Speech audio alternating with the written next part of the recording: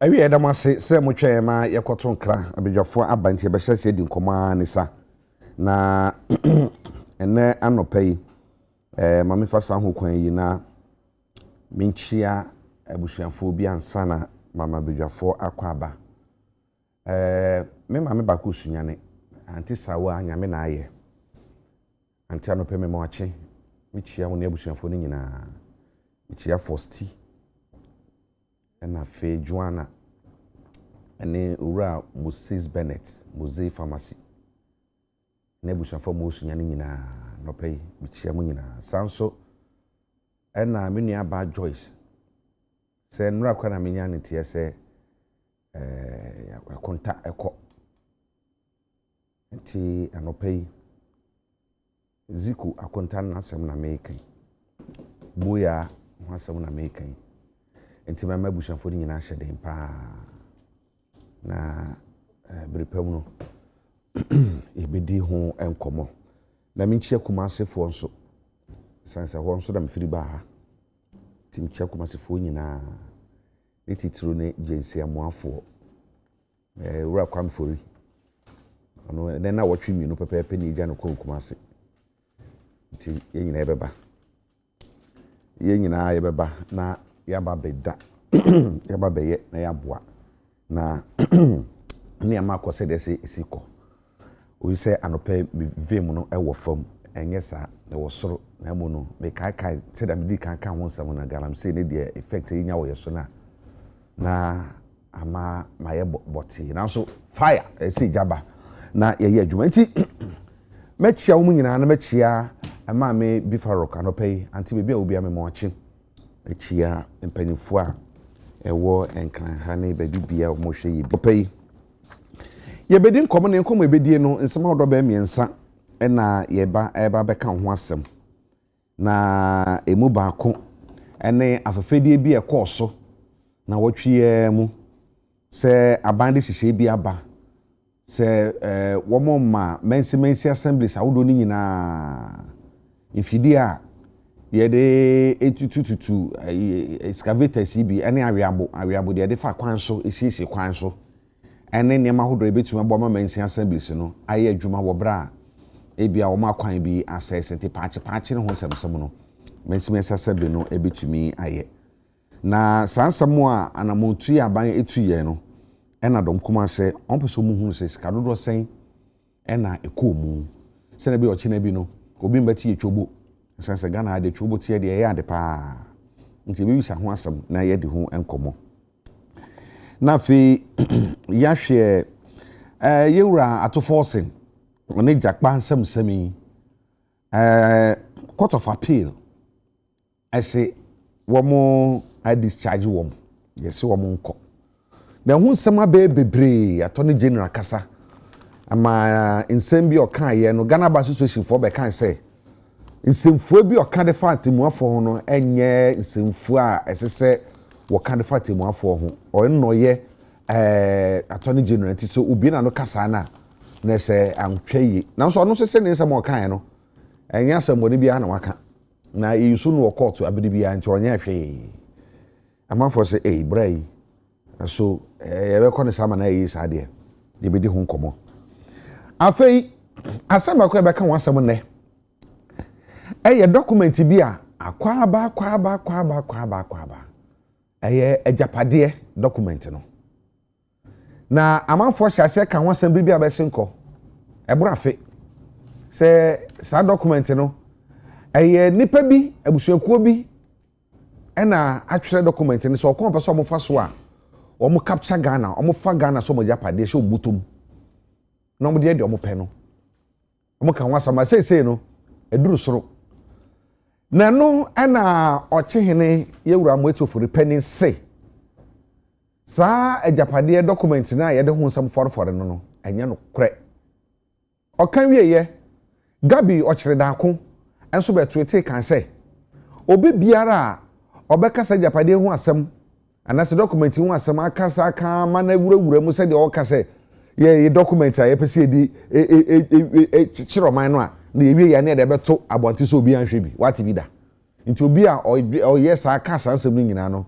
yɛmfa nkɔ ne nkɔhwɛ na adwene mu sa adwene no correct ana mampɛ na nado so akasa de afa ho sɛ ɛnyɛ no korɛ na mu no political opponents ɛna japade sa document ne yɛka ho asɛm ɛde ama ɛde ɔtan abɛto wɔ mo ɛne ebia yɛnuanom asantefo ntam anase de gu abusuakuo no ho fi ɛne nneɛma te santi no political opponent ɛna ɛyɛ sa nneɛma no ebinu bi sɛ so sɛ document ne nyɛ no korɛ a nsɛm ahodoɔ mo keka wɔ mu no nyinaa no ɛma mu ana document mu nsɛm no ɛma mu na hwan di ne wom enti ɛno so akwasɛm foforɔ a ɛna no pɛyi yɛbɛdi ho nkɔmmɔ na wɔn mu edi kan abɛka me nsa ɛma yɛbɛhyɛ nkɔmmɔ twetwe n'ase no me nifa so ɛyɛ Echo Backman Ebo wɔn yɛ Echo Ebo Backman ɔka movement for change for no ho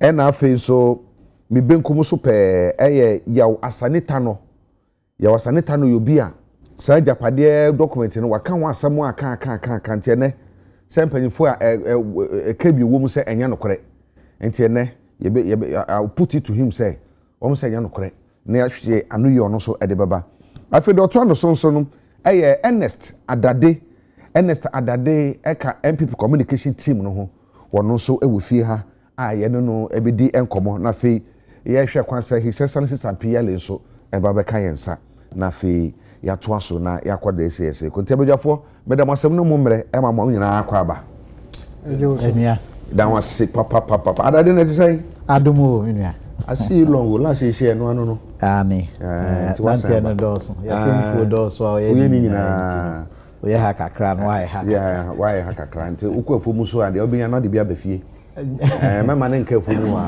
waka ni ye because fo no se na wo se ye no bode na agba kasha kasha nsumi hu ya obi aboko ofa nyame afemo de ene hunamu de be ye wo hu boko na akade aka mpa sabe combination and this anka ya original na kamo hwe no so be si ni famu a kamo say I tell you super combi pa na ya wa ye de betina ya de na aka no we mponi so we de otija no paper I'm telling you ni shukra to me tires for na egu mi ka na se no ne ya udem anya se nkuma kra 2019 show edem pa ache nso e sa de pa de cha na sai ebo bibi aboko de radio ase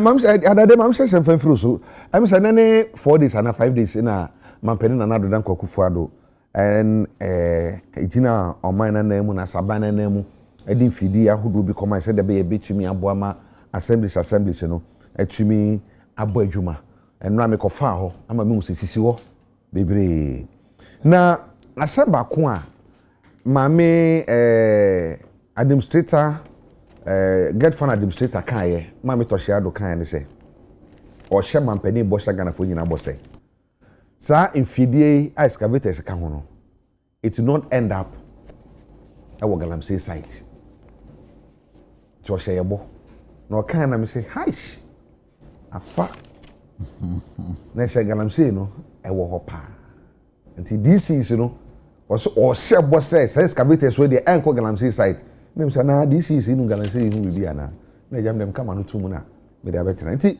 Adade base ma be nsia me yenhwe saa ade ekwa ni minority nso say esese hwe say anye bia niema na yese yato no sika sen ene ko mu no kina bi no obi anti yetwobu yo me da sepa macha na macha tiefo nyina ne menuanom a ye hia wo studio ha and say menua ya saneta no na menene share show so ache itatie no pa na o tie said your CG ntia no so na utimi hu ba bia ntia na free ba there's nipa ko bi wo man mu a o chia wo mu an omunyi so ano no sa wo nyame aye ne de na aka de aka enso uba si form no na ne V8 si ho amframa e bom frama o ti studio ho nyina na ye ra enso ya betina studio omunyi so no no wo hwe ti said ya kan ya menu asaneta no said ya o tija yi a wa ya brand ya kama sei pa no okoka chiri okoje bosiano okojina ho se enya em se de obema bosiano wa hwe ya obepam no obema nkrama apam no because otija nti ya emphasize da manyame waye bimom na menua nyama papa owura Nana Adanko Akufo-Addo ene na ban ene ne lieutenant owura Baomia omoye wo oman Ghana mu ne de ti said de eya ye kan edutwam obi biara ohun ye so hwe TV na no a ye pa mfidie no eho ntoma na obehun se mfidie ni ye kama pa mfidie no nso no ebi sida se ye de mfidie atise aba emra Ghana fo nyina yesu se yakwan bebre enye even after year of roads infiemienu o se infiemiensa ananado ebe tina akonwa so ID kan no or declare year of roads because now one nanti Ghana ha ehun se dia kwan ne tie nti skaka krako mu pa da no a o pa mfidie ne huntuma no or can say we have done over 14,000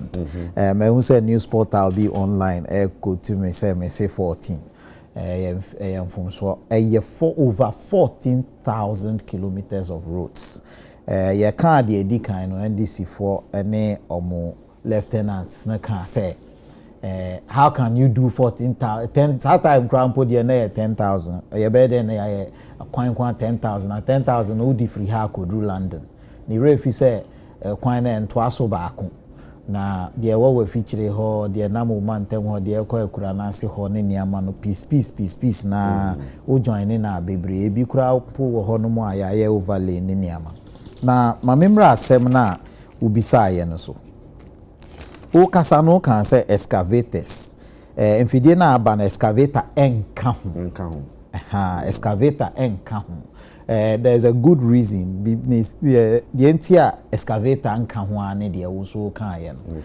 one hwe yi a na obi atam afidie no akọ chef chire baabi na odi two form e de pe form agudie enti no afidie na ye de bae no excavator anka ho afidie no eye water tanker se wo ye kwan a won se uma efuturo embo nkrofo nti no eya water sprinkler ka ho nti mfidie no water sprinkler no tanker no ne ade na pete nsuo no gu form no eno de toso mienu eye roller de ye dwi kwan no so a ye awiabo no ye de faso ma kwan ne tumi gina opempem so yi a kwan ne che kakra chen se won pimpim so kura de toso miensa eka ho eye grader na nkasa ye di dwi kwan no so no nti awiabo no ne grader no de toso 9 eye car se ba se mfidie no udi free ebi a district capital akọ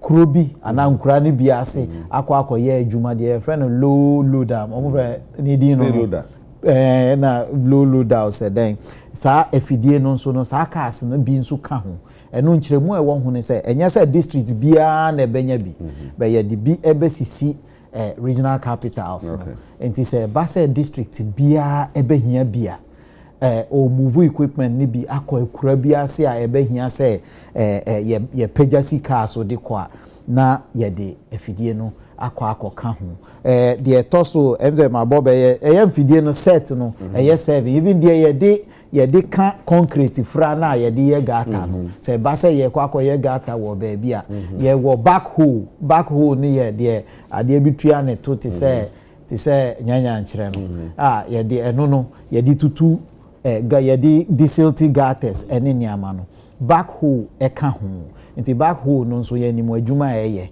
ba se ekoti gata nti mfidie no ka bo ho a district bia no se ebo anu wi a obi abenya mfidie maako nson mfidie nson no eno no car na ebesi district no ebesi region ho na uhia se obe move mfidie na obe kwa akofa no eno de enka ho nti eno beba eno de esisi strategic areas de toso mienu a efa mfidie no ho a ehuhia pa eye make sign are relating to asemo a okan ye say DC bi wan hwe ya na fidie bi akopie obi afuom ana say obi ne personal ana ne private bibi nti obehu ana e wo obi building site nti no ye say ye be power nipa dodo a nipa bi a ɛsɛ omo ye den omo hwɛ so saa nipa na ebe hwɛ so no in fact dey di kan ba ya free NDC for ho a memete ye ene say adan na yamfa MP sanka ho ena me say oh ene em say omo anya message ni ye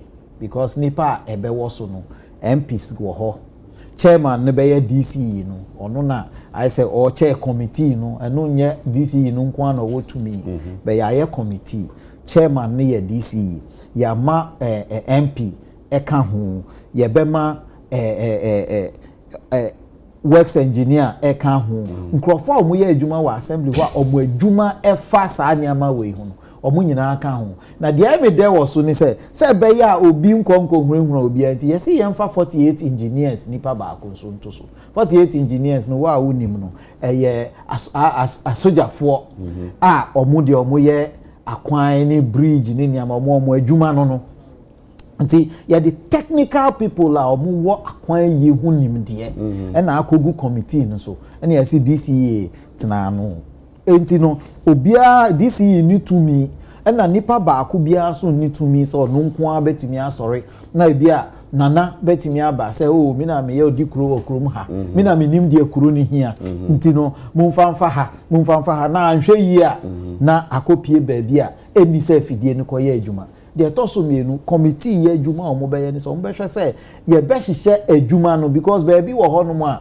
adwuma no edoso okay akwan a esese ye yi no enani china yi ano animonimu yi ano doso enti saa akwan no ye committee na ebedi hu dwuma na omo ahihye se ene ye wo Abeka Junction ochina muma ye mfa nko ebia apenkwa ochina echi saa na omo ahihye ne pepepepe se de be ya enkofa wontwi minti me ho ase bia ma me na me kwan asa e chen wo de enti no esese ye ba me ho kane ansa na yakoha na ma san ensensem no enkoba enti no omo aye committee we nti obi a eha no na adwene ye ne se o ebia obi si o wanhwe ye a MP edi koji shine ana me ni MP ba ko a o ye NDC MP ko hia wo she obi so na me bisa say honorable wo honom no opa ye nwa nkotre be 25 ti ema kromfo ma omonwe ye mfa wo sono moa ema nipa bia ba ko omo beto ama NDC omo nto ma MPP nti the beneficiary a wo sam pesua so ho no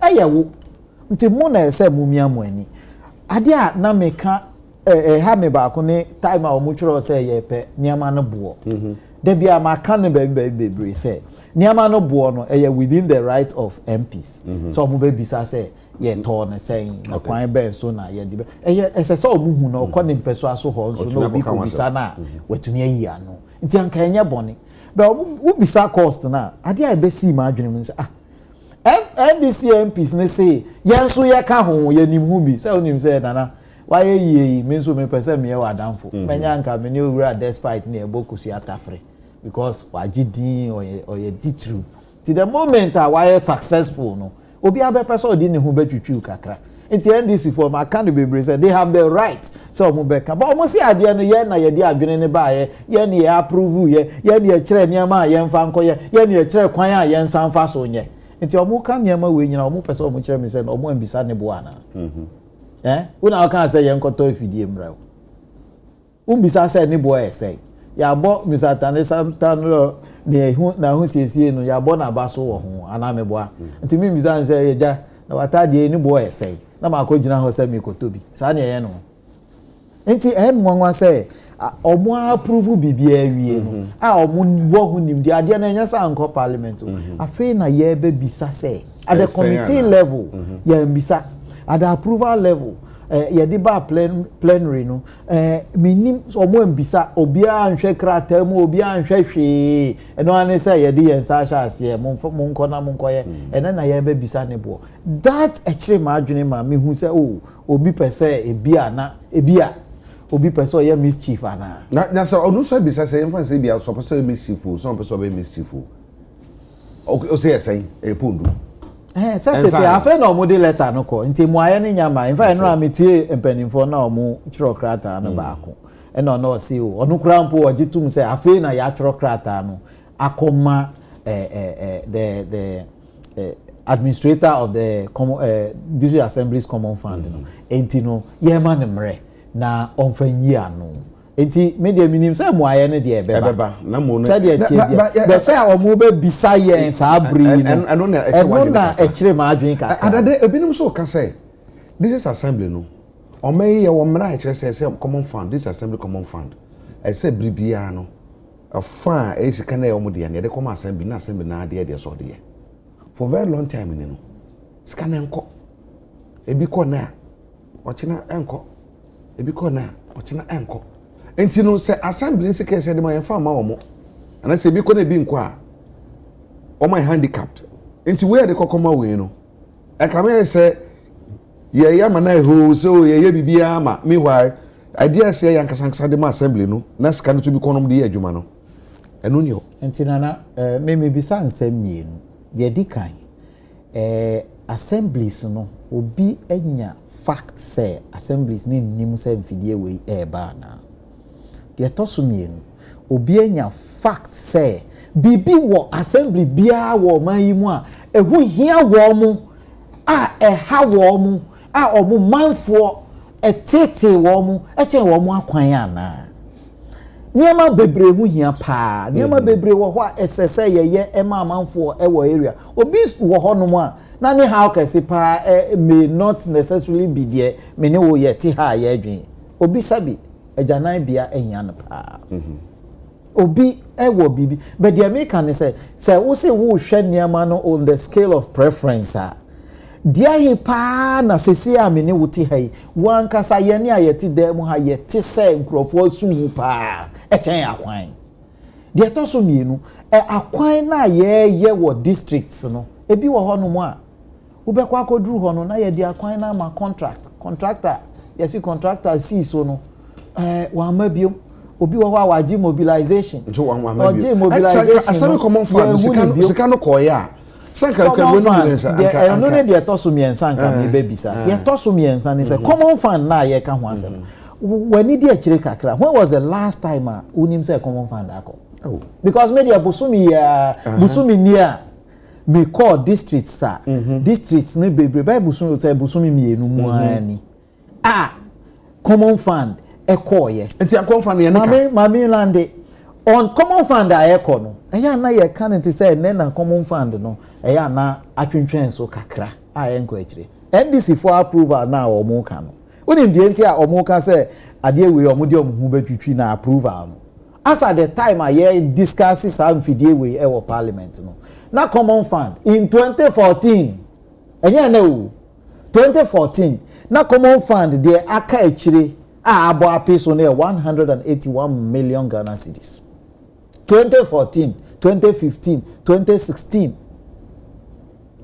enti say the abo apeso na eba no ena amene wu ka say enti na me say nana pe be fact na bisa say when was the last time am common fund hit mo account ube hu say emburu busumi miensa na say ye kai ye de no ye de assemblies no ye tua ma e say no e bi because when ni enta be bisa sa ni say utie mensi assemblies mpanifo ne MPs na dodo no I can say about first quarter of last 2 years anko second quarter of last year anko third quarter of China omo eka enti no say bibi sa wo ho ampane ampa say ye tua ene bre na SSC ye tua de ma omo enti say 2011 or 2001 you say tua na se ka bi wo ho does that mean say enu nti no say yan tua from all this time enya hwe ye normal incident say dey kananka o me kan say o be say enu nti no ma ye nton fidie na na say e kakakra wo ho sisi ayen ha okese pa ensu ato mi aye bebre wo ho a ensu atwi afa kwan no so ahohoro kwan no ko sisi ya yeti hoi o how back ye nuane enkran aduane enra metie urada kabre on neat aduane wo hinterland ne yafo bruso aduane wo nkran ayasem sesi abeda na aduane na duru nkran emfidie ya enti sesi ya no ekwan na asai na aka ntumi mfa so nti aduane ye nyina ya esu say food inflation wo nkran ye nyina ya adwen say nkran ena ye Ghana nyina o Kumasi na ye Ghana nyina o but aduane na ebui about some few months ago me tie on joy yes e bro ebu e wo north ho baabi e bro na ka ama esei farmers ne pacho say yempe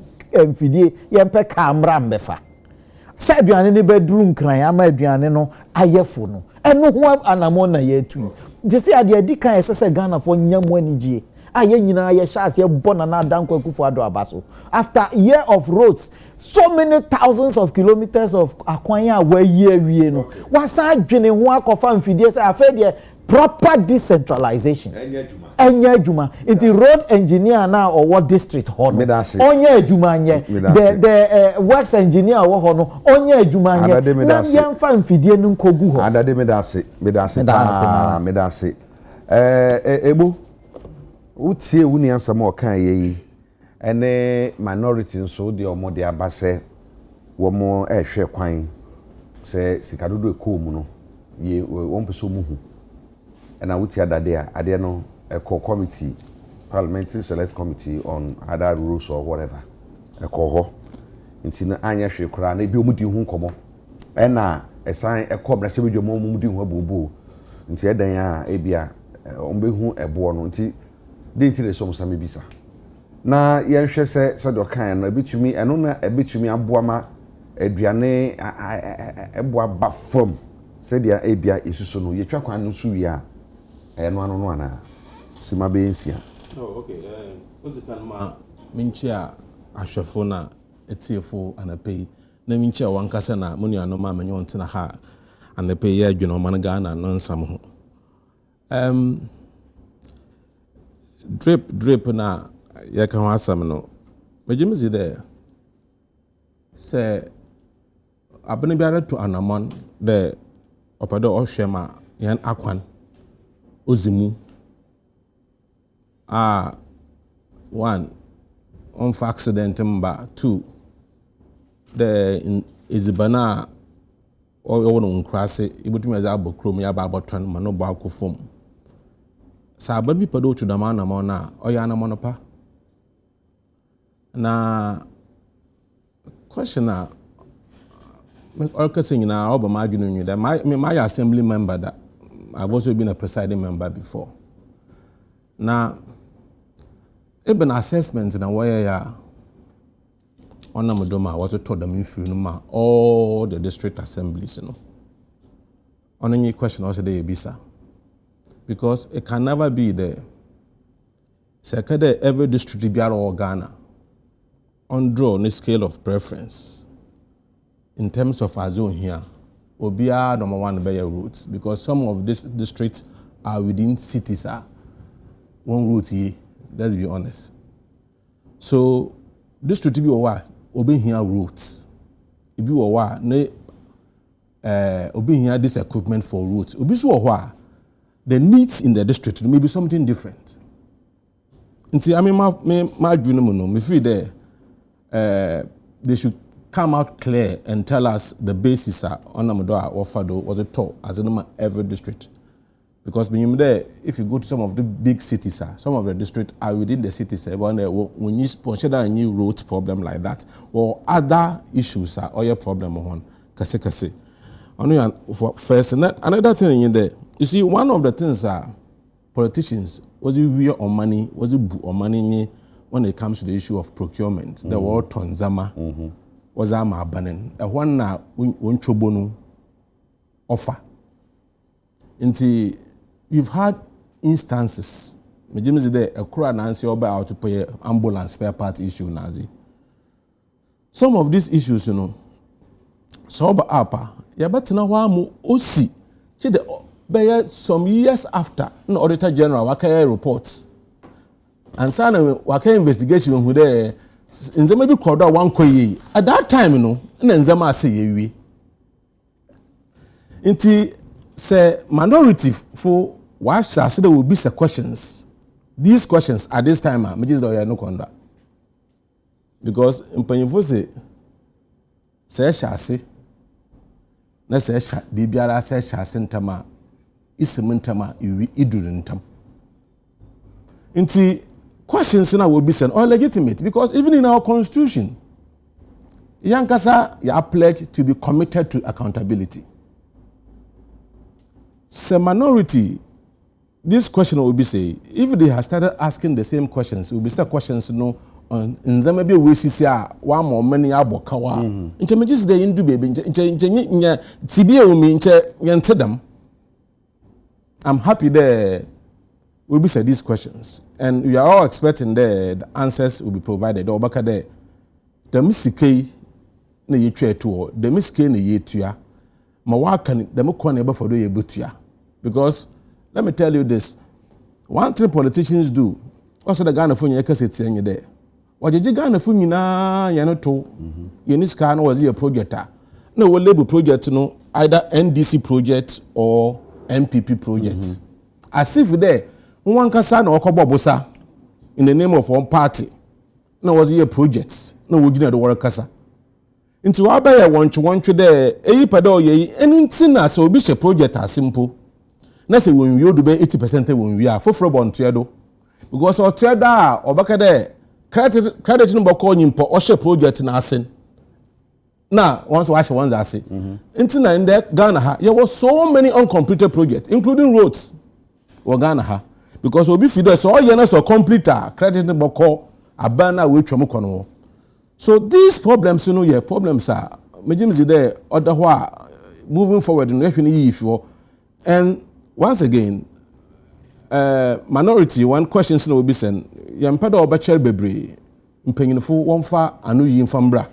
Na yenhu because on your party niska na yenhu baby sika yimde sika no we call a common fund but yenhu amount involved because more than there inflation of figures as in 5 cities obaka ten 10 cities no be in chobo we see several times so many reporter auditors reporter wa ba dem some owom bebre interfi say you to anamontam na yesu dem nzamana no oboboa okay nti ya mami tie wo so na fe ye nkonsam foforo so ajam da se first of all mama nchia ahwefo nyina and wankasa ehia ache menu back man pen asem papa me pen submission and a menu other day same thing ehia ache ahwefo ehia madwuma ko far by titu menu Andrew Streme wona ne ho kan from Newcastle upon Tyne or UK ehia mo ofa answer mbeba asem mama nti be bitew me ba na me hwe na wudi nkomo bi efa nsuwansu a yesai ofa wo sema wo ka no na mani atoto na ensem ha se o mind to say Ghana yankopon ache ade na akwan yesese efa so ekrokra sa ade na ho ba mfa so ma yo emmumu no ye de kokoti kwan anase kwan foforo so na ya fa ye de say ye ho yensa ase ne yensuwansuwa of as we go countries on the African continent that are devastated by illegal mining. Ghana didn't ever first. In fact, you may not see any other country apart from Ghana. Now, somewhere you can. We share the total area ya say no, and the case about 4,724 something. I mean, a square whatever. A chain Brussels, and I say Athens. Yes, that is what we have done to ourselves. Yet ye wo mpanyimfo a omo de omo adwuma to ho se ombetu ase ombehye no ma wie abesi ne ebra ye bre no wodwe ho awonte ase 10-20 years to come enkola ye be wo omo memba no ofa be shock you sa down syndrome no be bunkama fa ye so nyina out of 16 regions about 7 are affected out of about 288 forest reserve no there's a 34 are affecting aye gusu ye say echo nti ye koye anase ye bai me de me tu Ghana for titru me krom for sehwefo any Ghana nyina first no sehwi ba bia me fi enwa na ye nko enwura mu nkosesew ye kwa homache ye kwa na so de na nam so ne asesa enne kosi broni di nura ba se widi sa ye spray enwura nti ye ndobiem nti ye spray ye koko na se nyina ye spray ye fu mu nyina ekum enwura esen kum nutrient na wasase ne mu no ya hye asase ne so ne diema asase no rich no ya hye ne nyina ntia na wodua ade a enye yi enwa ayera wo sahwi emre ayera wo sahwi ade ne yede ye ho enso still omo nyina nkra ha kra obehu obi fie na wakoto woody side no spray no kum ho nyina onim se wokum asase no abrofo no so omo nyesa wo omo nyuso we decide and space problem mantem wo be kon da bia ho ye green enti wo fa edika na me ba wasem so regards afidie mu ntuma horo a aban ato ama district assemblies offer. I will not mince words. It is the biggest scam after NAPCO. Ebin so na ebi ni hokra. Offer sanka. Your district assembly heads ni nyina etrans any to omo no and come here very sure say omo be demanding different things. I mean obi mo be person omo be ka so omo pesa we. Ebi mo so be ka say different things so and so ne panka ye nya holistic say obi anje mfidie nkoye kwan. Ye hiasika party hiasika. Ye ko campaign mu, ye ko election mu. Until we must do everything necessary to be able to make some money somewhere or somehow. Sana hunu. Ofa, sana hunu no. Yete ha na aban be di dwuma bi. I stand to be correct. I've forgotten exactly. Maybe I'd debate me remind me.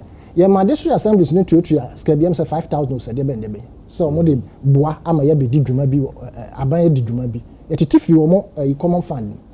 Yete ha na about 98 MPs. Almost original says sir MPs common fund the district assembly common funds man achadodo. Until they stood against the finance minister and almost share say on man paying on finance the former finance minister. And then they say in 10 term no moko tria kakra e dada omo say ma finance minister na entra nti omoko yes anhia mu no ade a ye de show omoko to pass say ye be mamo sa funds no say de be ya mama finance minister no ontra ho ye nte o mema de hu sa de no ofa ye te hey ai bono dumasua krobi wo ho dumasua pap nkoso he no ho is it nana aye biafo jana single handedly he said you say ekrom no a creative human youth 2012 IEA debate his excellency Nana Danko Akufo-Addo eko gina ho kan say or ba betra konwa no so or be make sure say far yo ewo yemmam ha e ade edi kan na far yakwa obefa so obema omanimu atene say pavement along our roadsides and our your friend say your environs no what the bema youth no na omoaye pavement me too many no na Wisconsin university war ha chuho baby no pavement ahoro war ekwan nchenchen no Chinese for no moye foot soldiers na youth no they what is say obi ye pavy ekwan no da. These are the things you to me ye the eliminate yare ye the team foot so ye the no ma baby e bema farfar abom into district assemblies no wo hwe de na wo ye wo dumasu a na nka se ye dwen ho akwa akiri a say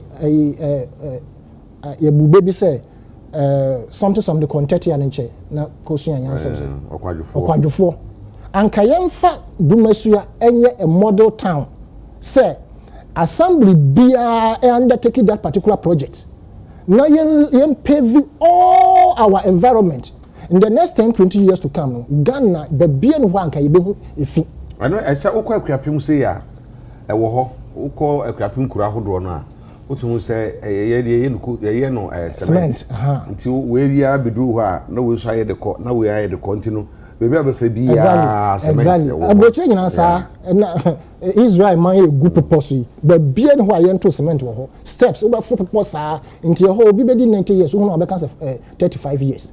You understand? Yet ha and now offer ensure ye be a ekofa nkrofo normal.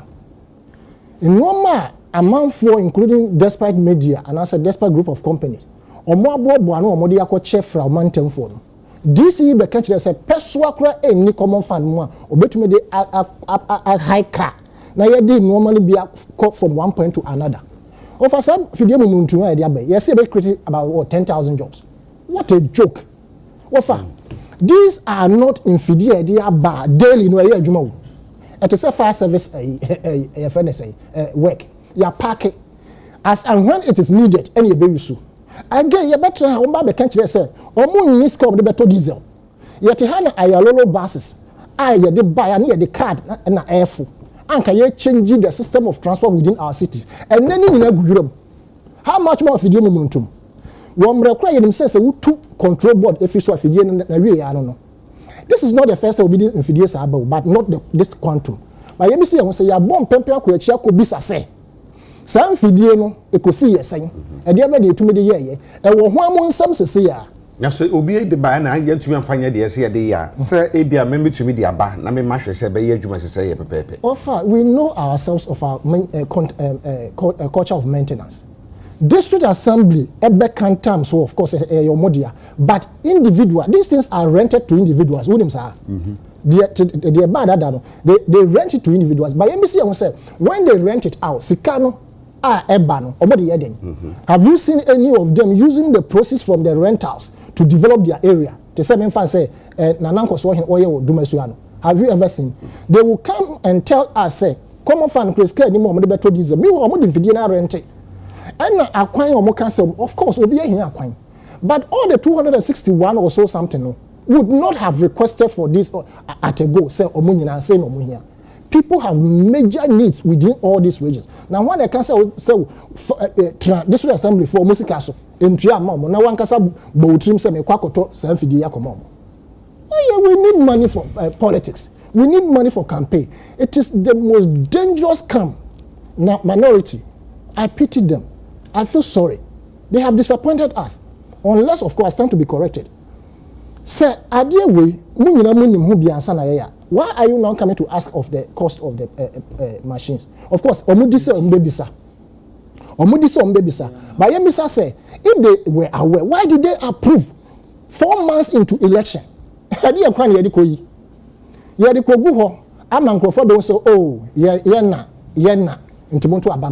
is the ultimate goal. This is the ultimate goal. That's how my point to the idea, man development, they be anti-academic, coming out to about crowds, I know be between the Abua. So between the Abua 8 years ago. Yet your mem had a yen anymore, and himself says a do by election and a buyer or tissue. Utumitre say, ye Jimmy Dodo. Into what the Fidian no manoa be goes or ye quine. Ye 2 abandoned years at the Chinanwa, na machine, Rabasa, Naira. A beam or more yeno. They are hoodwinking the general public into giving them vote. But me, say Metro about MPP, my imagine that. Metro about Mendisia, my imagine Metro about CPP, my imagine that. And so it is important that say a Bambia or Babe Transnational. Also, Moti or Manu say, Sabi. Bob Marley say you can fool some of the people all the time, but you cannot fool everybody or all the people all the time. Indeed, media, I am saying, say, it is one of the schemes of vote buying that this government has implemented. I see. I want to say, I know who no, ebi so who no kwafo for so. Enti ebe hwe some of the machines na ba. Adwuma nti the machines ne ba ne sabe yo, sanyo yo. Inkre ne be se bia wonta. Ye be hwe se be kokosisan ana. Eya se hia papa san se o man sika na ye de akoto. Nti value for money ye kan wansem no.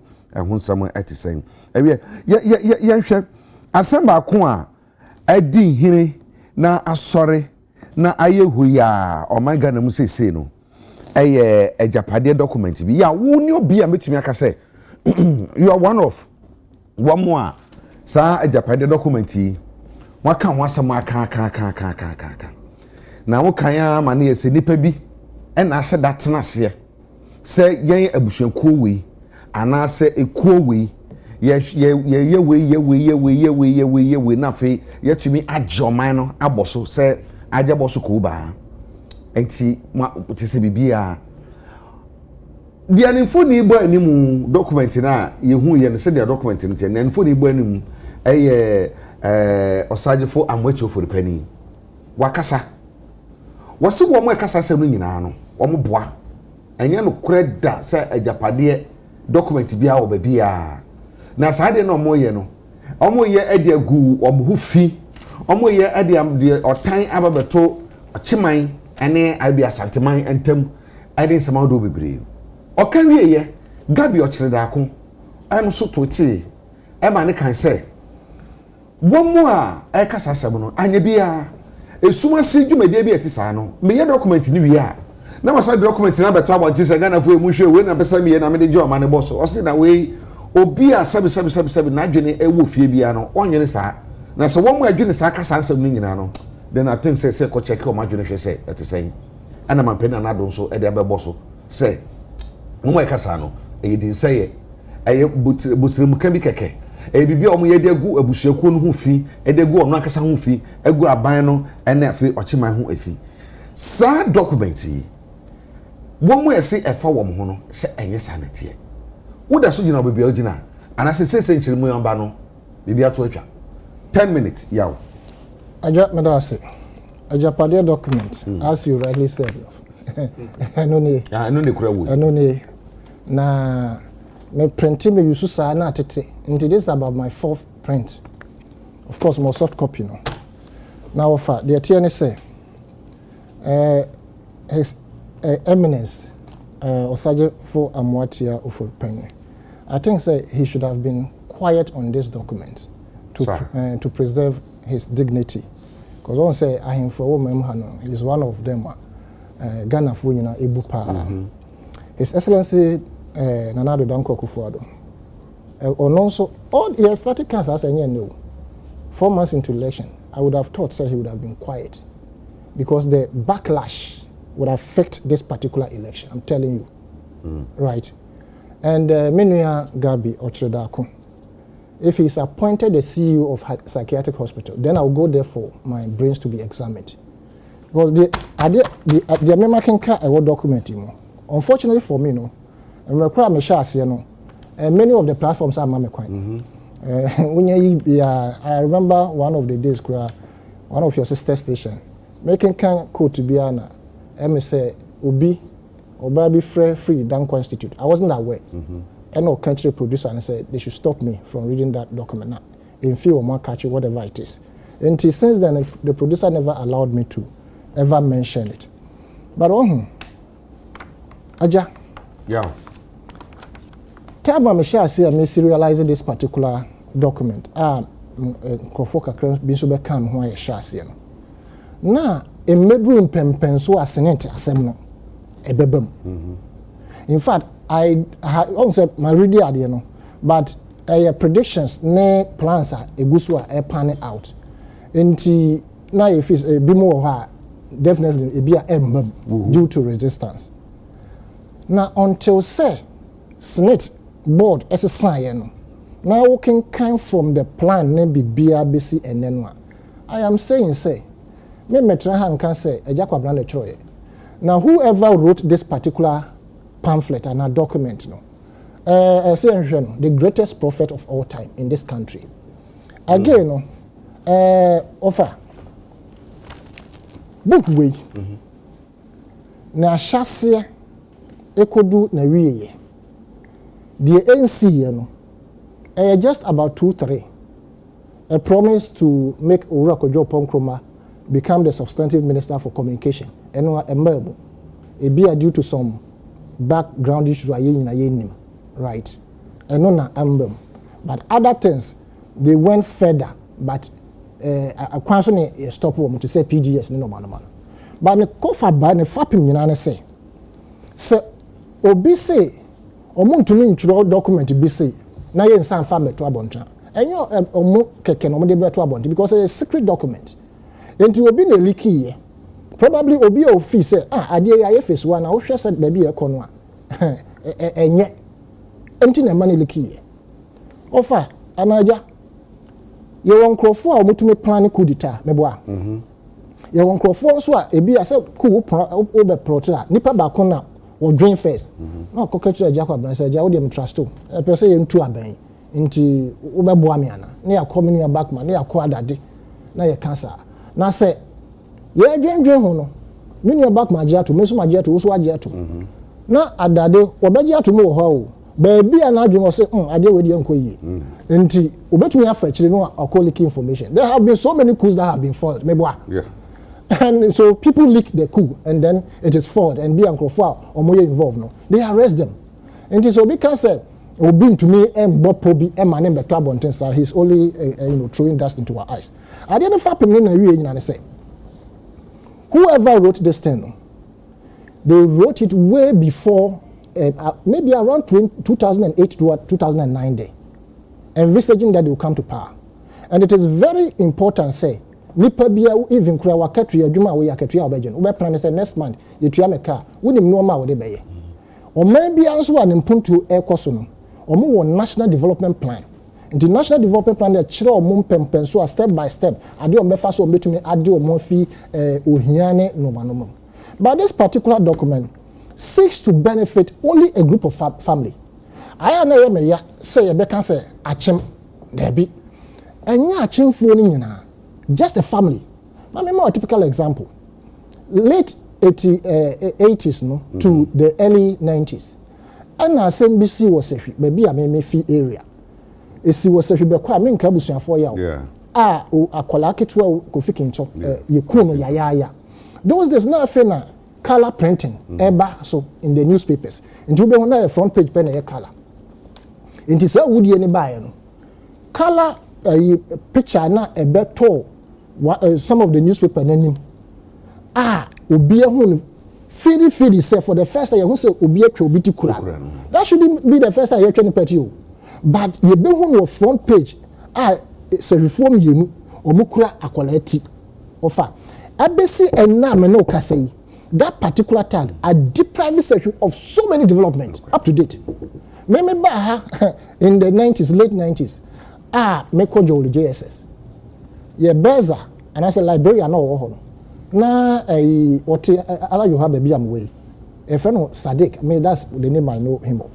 Now yes before I wo JSS one no friend spare parts but kwa ho no kropo ayekum Kofi Kintono and I said that area na yekum Kofi Kintono enye omo nyina na obeka so omo ye wodifu but a foreign sefi nyina besine right nti ye nkasa chimfo nyina but eyabusua bi na atras na abopo we say this is what we want to do reason ne say omoka nti na me edge say asanteman read document we Muslimi for read document we asofun panyfo kudam omo read document we whoever cares especially MPP for most omo read document because ade we emfa di paba kompe emfa Ghana fo nyina ho document then the wombo potenti e ma wo tumi sisudi aka say ade we no monkan abusoko we nkan we no monkan we ade pa na wo say Japan document mu a wo say unka say mu no wo say aba ma akaba bia ba miensa bi pe na emamu nti sa miensa ne ba mu pe na se bibia to atwa ne sa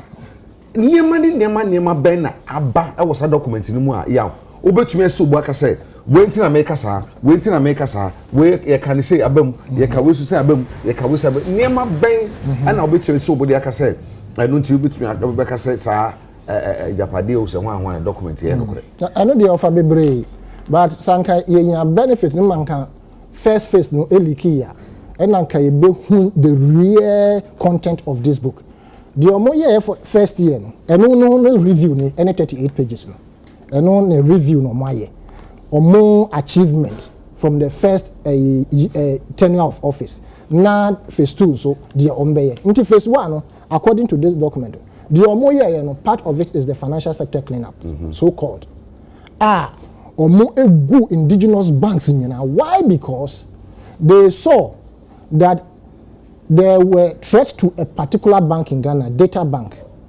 Uraken Ufuriata, Najuma. They also said there were some threats to an insurance company that belongs to the former finance minister, Enterprise Insurance, right? Now the Omo can say, ye nemkrofo kwa quantitative. Na ubia endi yasunkunim. Ye independence after 1957. Ye mom ya kan shama asantefo abedi yeso. That is what they are trying to say. Enti sa animunyam na nanka esese ewo yen na ye independence no ya kan ya hye no esese ye make sure say na ba wa ba die ye be use sa period no na sa animunyam ye san e de agene back.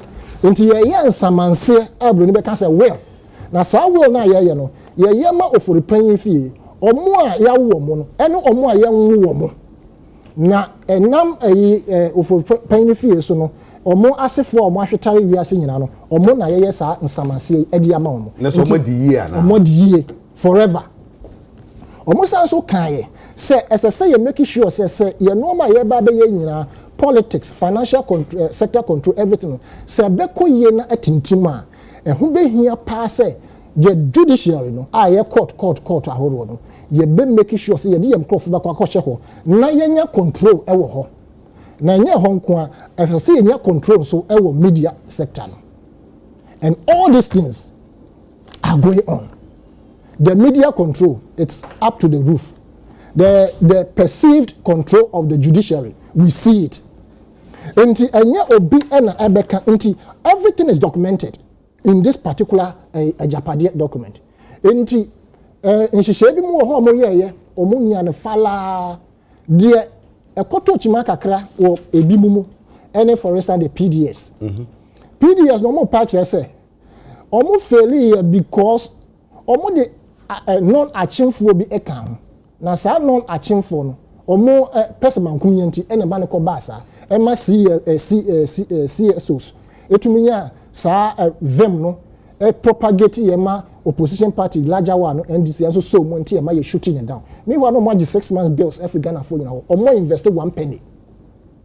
You understand? Banking sector the same thing. Omo can say the clean up no mo ye papa ko see indo. The bank na omugu ye no omugu no. Even though I say in some kakra no ombe finding ways and means ombe to media stemming it down because once they have control over the judiciary any other the media. Enti offer the wo book we mu bia esi God value che obeka ya 2017 omo ba abem no they put through a moratorium on all the small scale mining. And now you can't almost you can't ankasa can say license I issue here before 2017 July no. All of them were null and void. Just say so license in no you cannot use it to mine. Juba kaya the moratorium to so almost 2 years. Agitation for kasa sa until by the time na sa period na yen omunko to gold no na omo de hihye omo ankasa omunko fo ye de omo eba be hye amo omo amane e mine good ayi to no yes galam say to because reason is say omo say environmental threat and crofo ka ho asem sa no e ma omo ntumi emfa omo illegal mine no resource party no until say omo find more legal means as a rigorous legal means to do the small scale mining into unim the omoye so be kaya his excellency na do danko akufado use mene wo ye taxes ekokoto machines I handle from gold catchers ye be say why mo dey show mo sem here community mining people na ye dey gold catchers no ma any individuals no what has been the accountability regards proceeds from those areas eko omo ankasa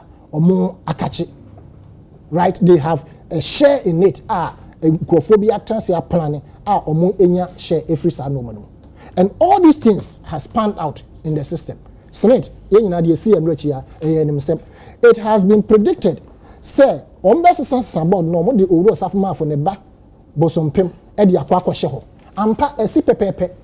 Samra na ye crusade no. We na mayo we enrechi ya. Enti ya ebre pe na won twe sankrata yi a obetumi aka say pe wo ncheche ma odi be say asem na besisi so esiso ambedu sabre ebrebe na document ye twere o mo twere ntem ye ho na aye adwunu mu na akaka ye twere ntem on say they said na me answer already e bia na wa say nipa bia wa brabo no wo plan enti I think mean to me insisu bia say before election 2009 election na omo aye document.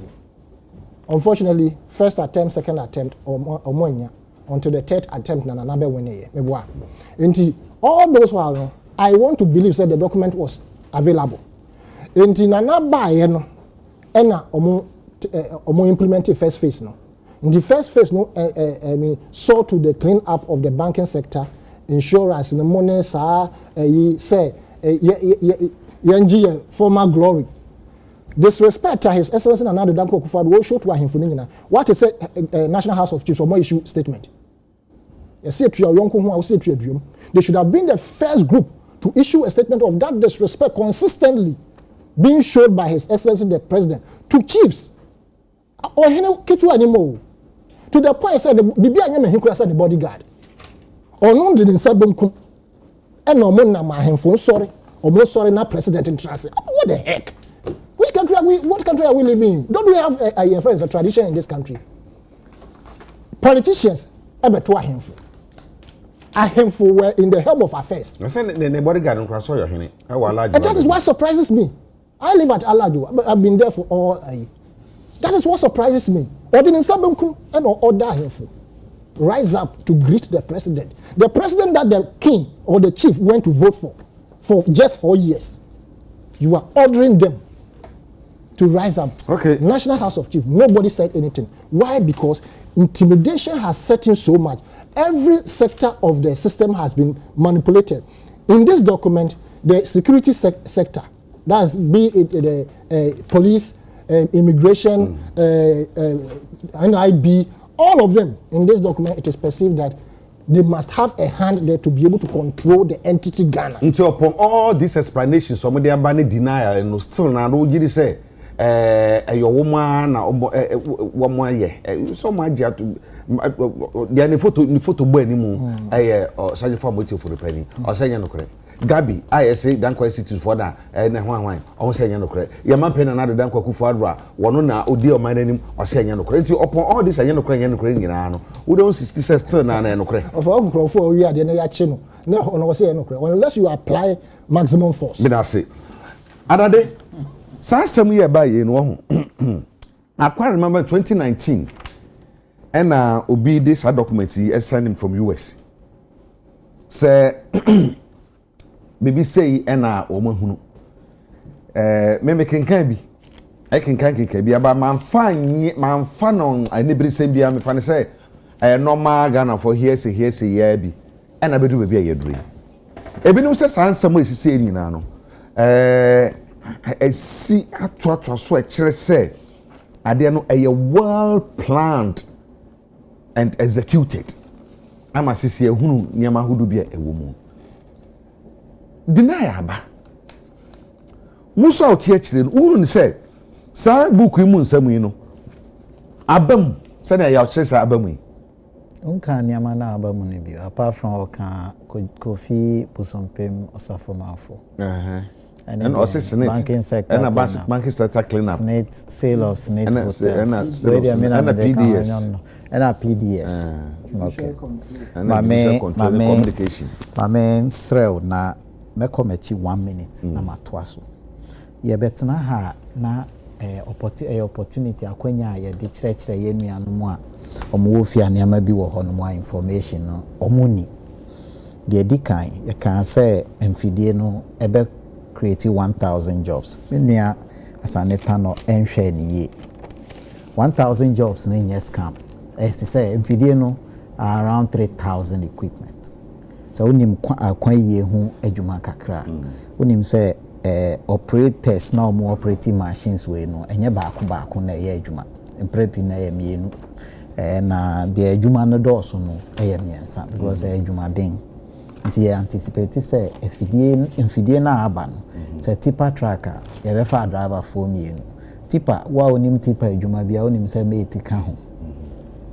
Nti yafane say yamfa nipa kura no efidie bia eye adwuma bia no emfa nipa miensa na yamfa create jobs you multiply mensa kura by 3,000 offer unya be 9,000 we even direct jobs and efidie ni bi kan ho a it said ya mechire mu say low loaders ne wheel loaders ne de akeka ho no eno de si region na eno mu nso be fa nipa enti when you direct jobs and change your indirect jobs no yeah adwuma because sabria kopim say mfidie ye betimi atwitwa akwan we so nyina ma nsu tobre yitwa mu a ye hwese mfidie ne be adwuma pa nti de ye adwuma okoton kate de o ka banku akosi ho ama adwuma ye fo bebrebe ya ye ka ho asemi omonya bia di ni niama no ofa bubruja de tosumi no kan ya correction bebam o se kane no muntumi nto diesel po no kre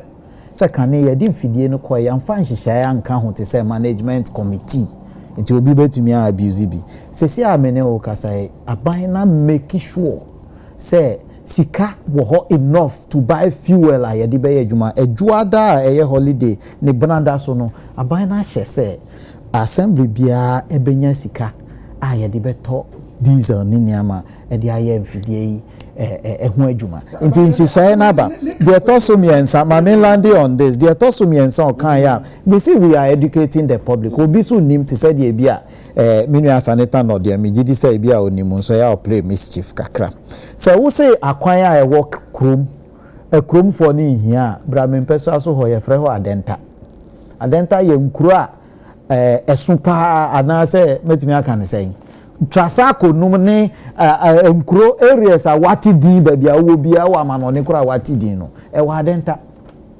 so uti plane mu na wo ba wo fra amanone ba wo de hwe fom udu adenta hwe fom na di adanse adenta won kran wo ya kwan no bebre because it's one of the fastest growing areas kwa jiringa no areas a wo adwene ye wo say wo mo adi ye pa na wo ho no omo so wo road needs nti we no ayade a ya dwene hu ye pa nsa na ye hu sede ebeye no na ma memfa eno nto ho nti ye nti ase se akwan hu hia Ghana fo ye ba be ya akwan na mamo na ado danko akufo ado a make sure say ye be ye de ye betumi obi nso be ba beto aso daachi na nso so se vote nti a Ghana fo ankoto aba say na ado adrum fie miensa onko leave no nto aso onko pension kopim the 7th of January 2025 no ye di akofra ne share na adonsa so oni Ghana fo ndi ni ye nti obeye adwuma no say last day a obi ebe kofi otumi sign Ghana over $3 billion worth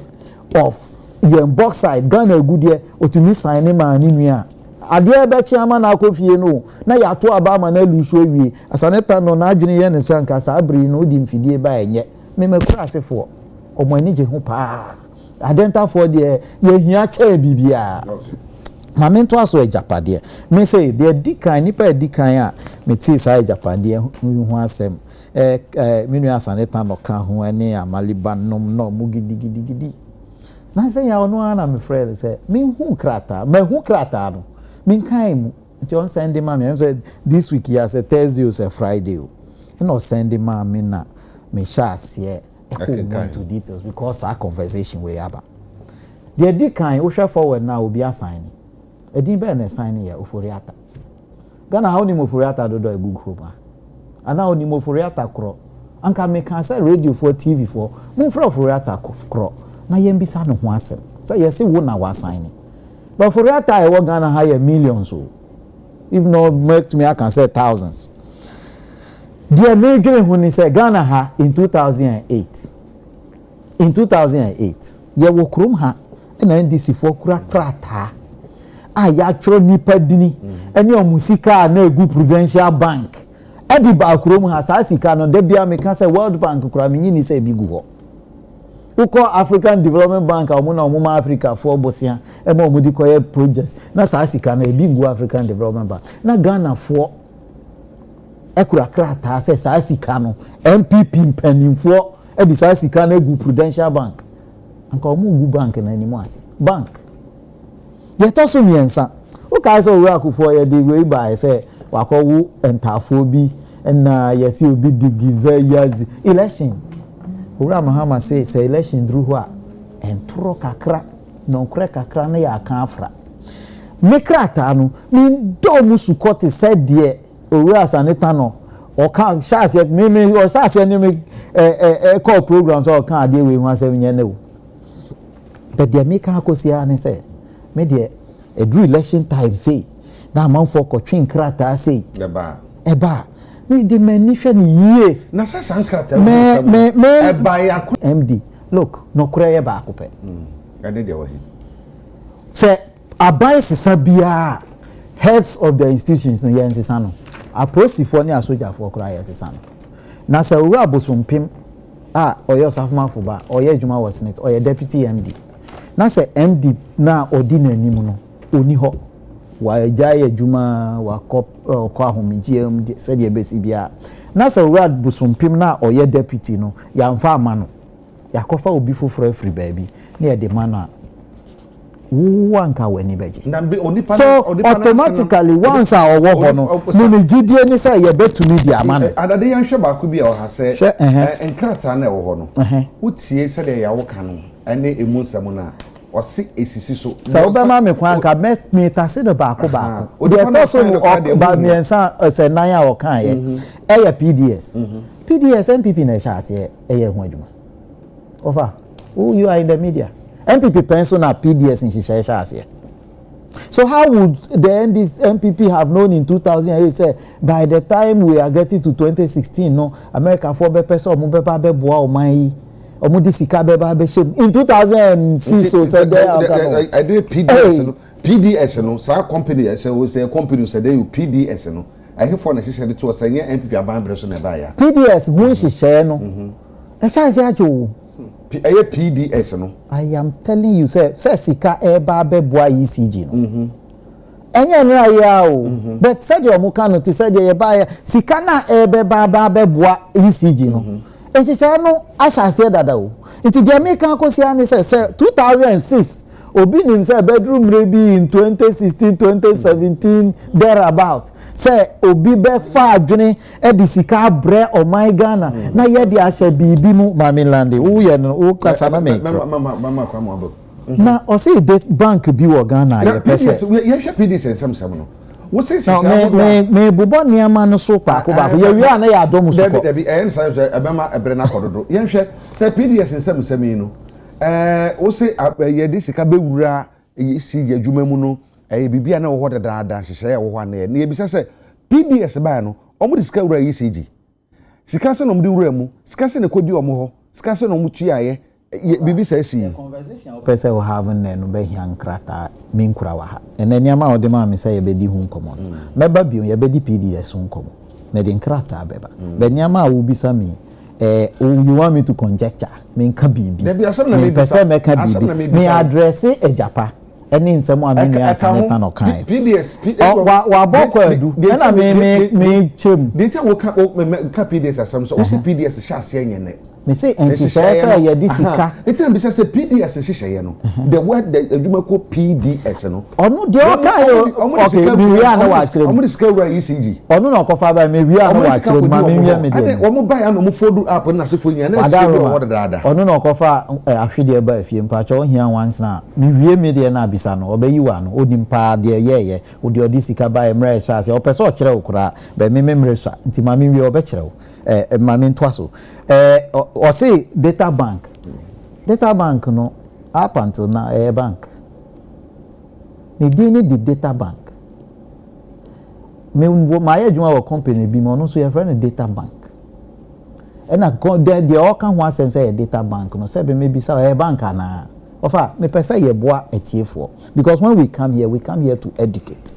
Data bank no, why would they want to protect a bank called data bank when there is no bank called data bank? Data bank is investment house, at least to the best of my knowledge. Just say be a unim be a minim. But nyama oka enterprise insurance. Say ya mene oka say. Any before now, enterprise insurance em so kan akesefo no ho wo man before MPP be win power.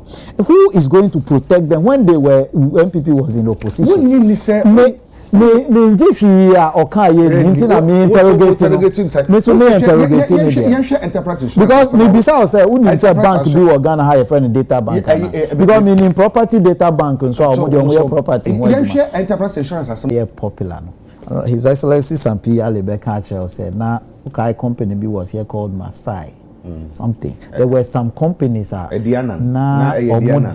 omo de siniti si wo nhihye ye kotoka ne akoto na free. It has always happened in Ghana say ye wo aban mu no emprepi no people will go and seek for business anamebwa omo ko business na can you imagine say ye fa ne say me business the NDC ni Wabra State Insurance Company Honorable Sampi Ale His Excellency Sampi Ale Tiha oye NDC ni ya ye no minister na NDC fo bi ehia bibi omo wo capacity omo qualify omo aye bibia na omo de omo bid ba na bid ni si omo so a ye be kan say NDC wo to the detriment of state institution omo say the same adwuma say that ben na adwuma ye no man yi mu nyina ye de ma state institutions maybe say because there was state institution and we had the same job, but say you man no from some media let me tell you my main can't me experience. Okay. It may not be the truth, but my experience. Me say I used to be a member of the Get Farm board.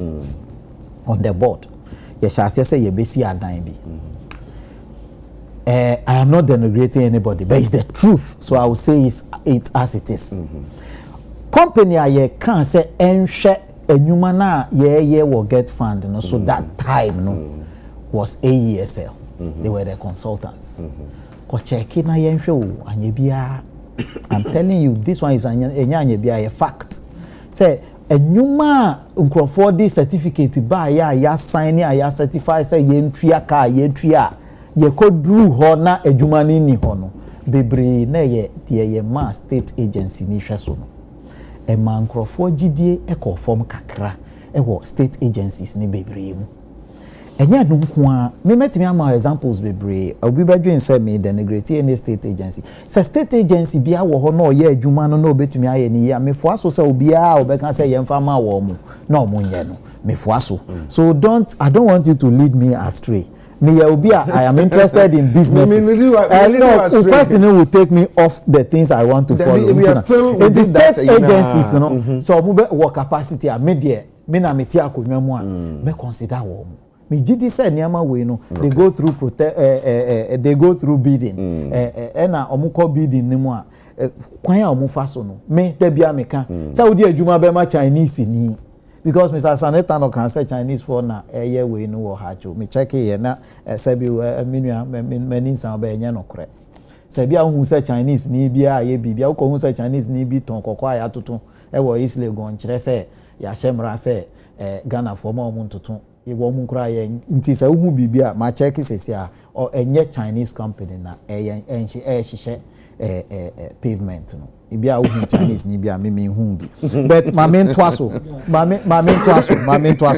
che sesi a mene wo ka say Ghana ni bia ate ha na onim I don't know for a fact there Mr. Saneta no kan ye nyina enhye me nkran ma adwini CP say krata we and convince me say ye fact but say Mr. Saneta no any obi biara onim fact no say obi enam kwan bone so a ofa krata bi so leaky na odi di oman yi dream na odi bo oman yi kro no na odi twen oman yi akosi kwan bone so a den right na constitution guarantee masa nipa no because me nim say nipa bebre e di aban akokot onyama bi omuni omunya adwene awini me nim we who for a fact krata we first one am hu ye na ne outlook any design no enye de kura Mr. Saneta no so be ka no kura me nim say first one onya ye no na say na design it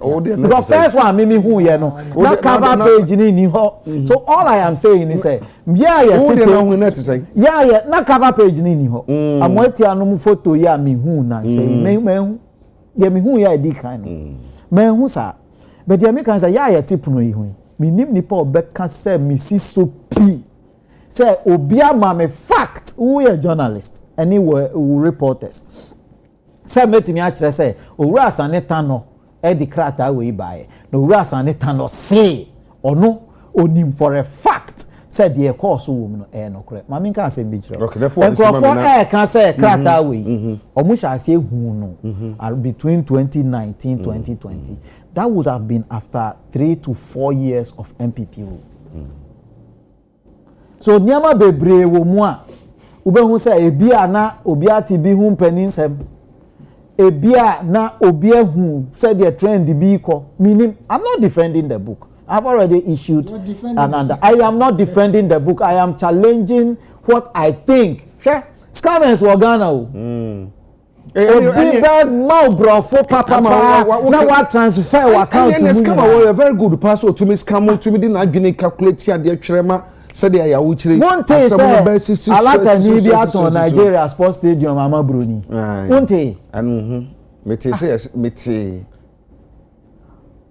obi betumi achi Bruni atena ho aka brofo achi ama na transfer $50 million wonte say obi a transfer $48 million ama obi So I scam no or yeah dear pa. I see the NDC as a big scam. If he says the biggest scam, they have done it before. And to one NDC for the years. Me say, oh me dear, me too. Oh, honorable, Your Excellency, I'll come to you. I said the NDC is a scam, and I have given you the scams they have played on Ghana. Scam number 1 at Yaya Ghana was to give us a list in 2008.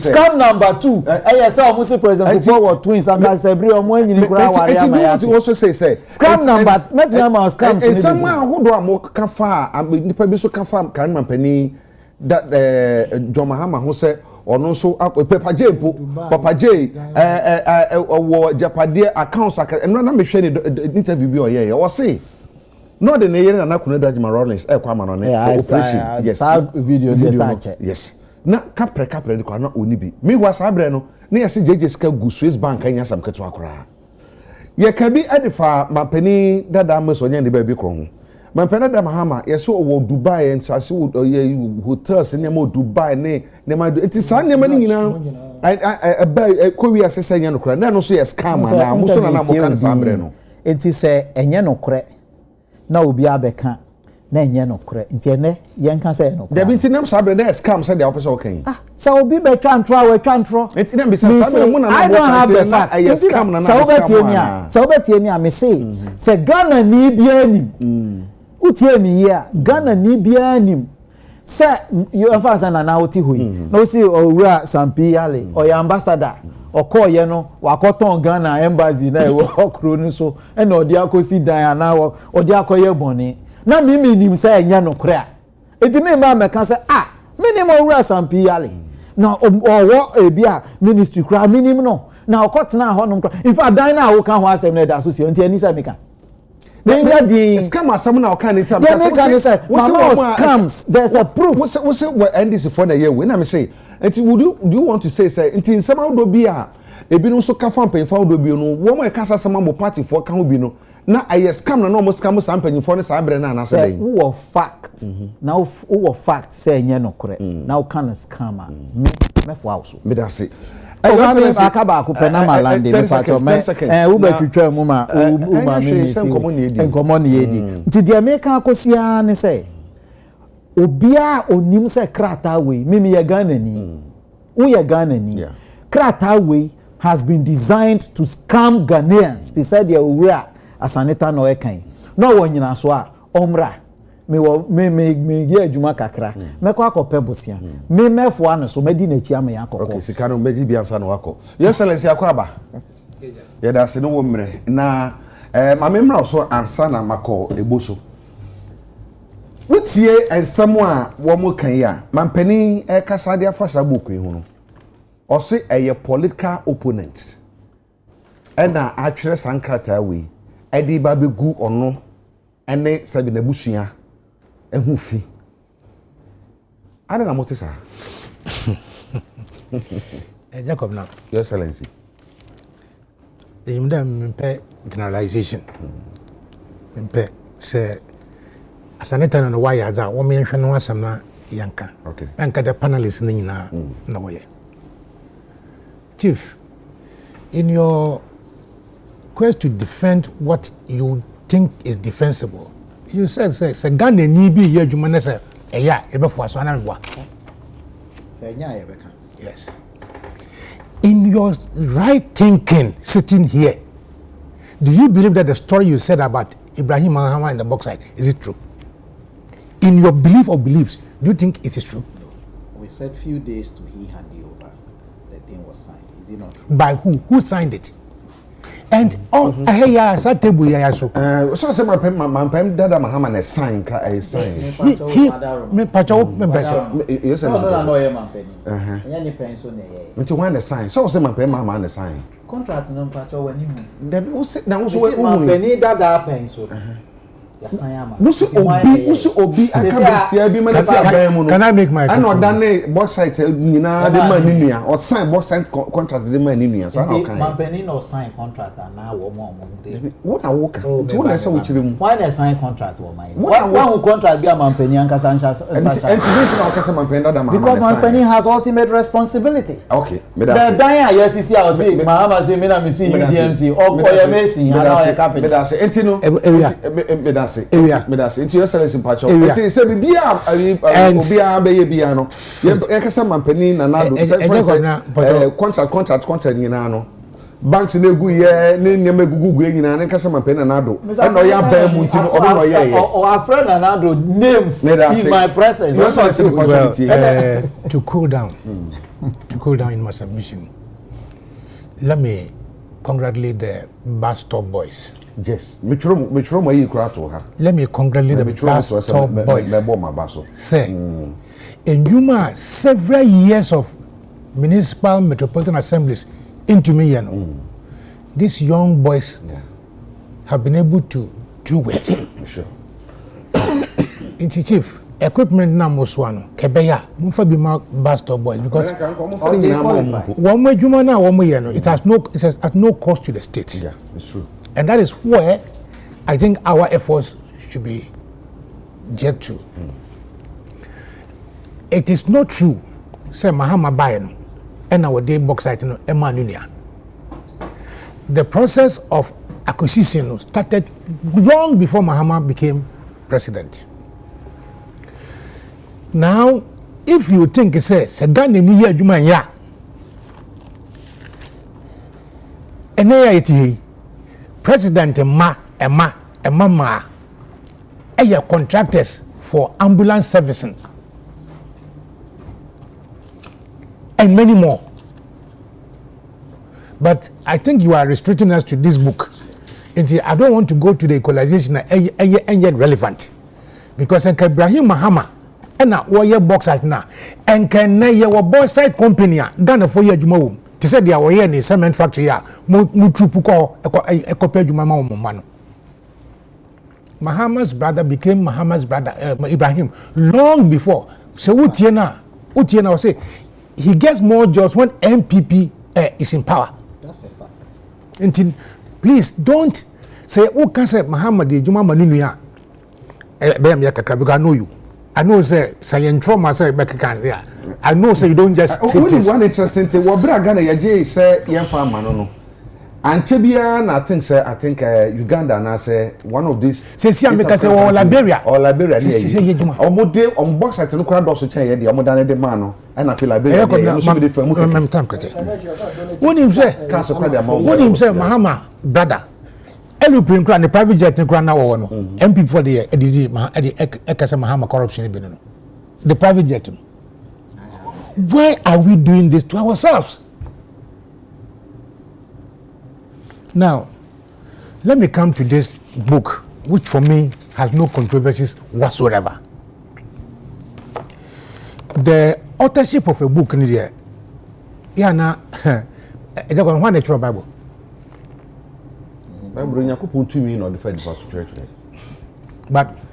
when even every version in Biampo or author, do you know the authors? No. But you believe in the content? Sure. Very. So, what was it? One to me, because you don't know the source or the authors. Not in the face of verifiable evidence in the document, won't rubbish it. This book is about in phases. The first phase is about 2015, around 2015 to 2016. And then just 3 sheets of paper. That's the phase 1. And this is a phase 2, according to our research. This is a phase 2. Now, what kind of book now?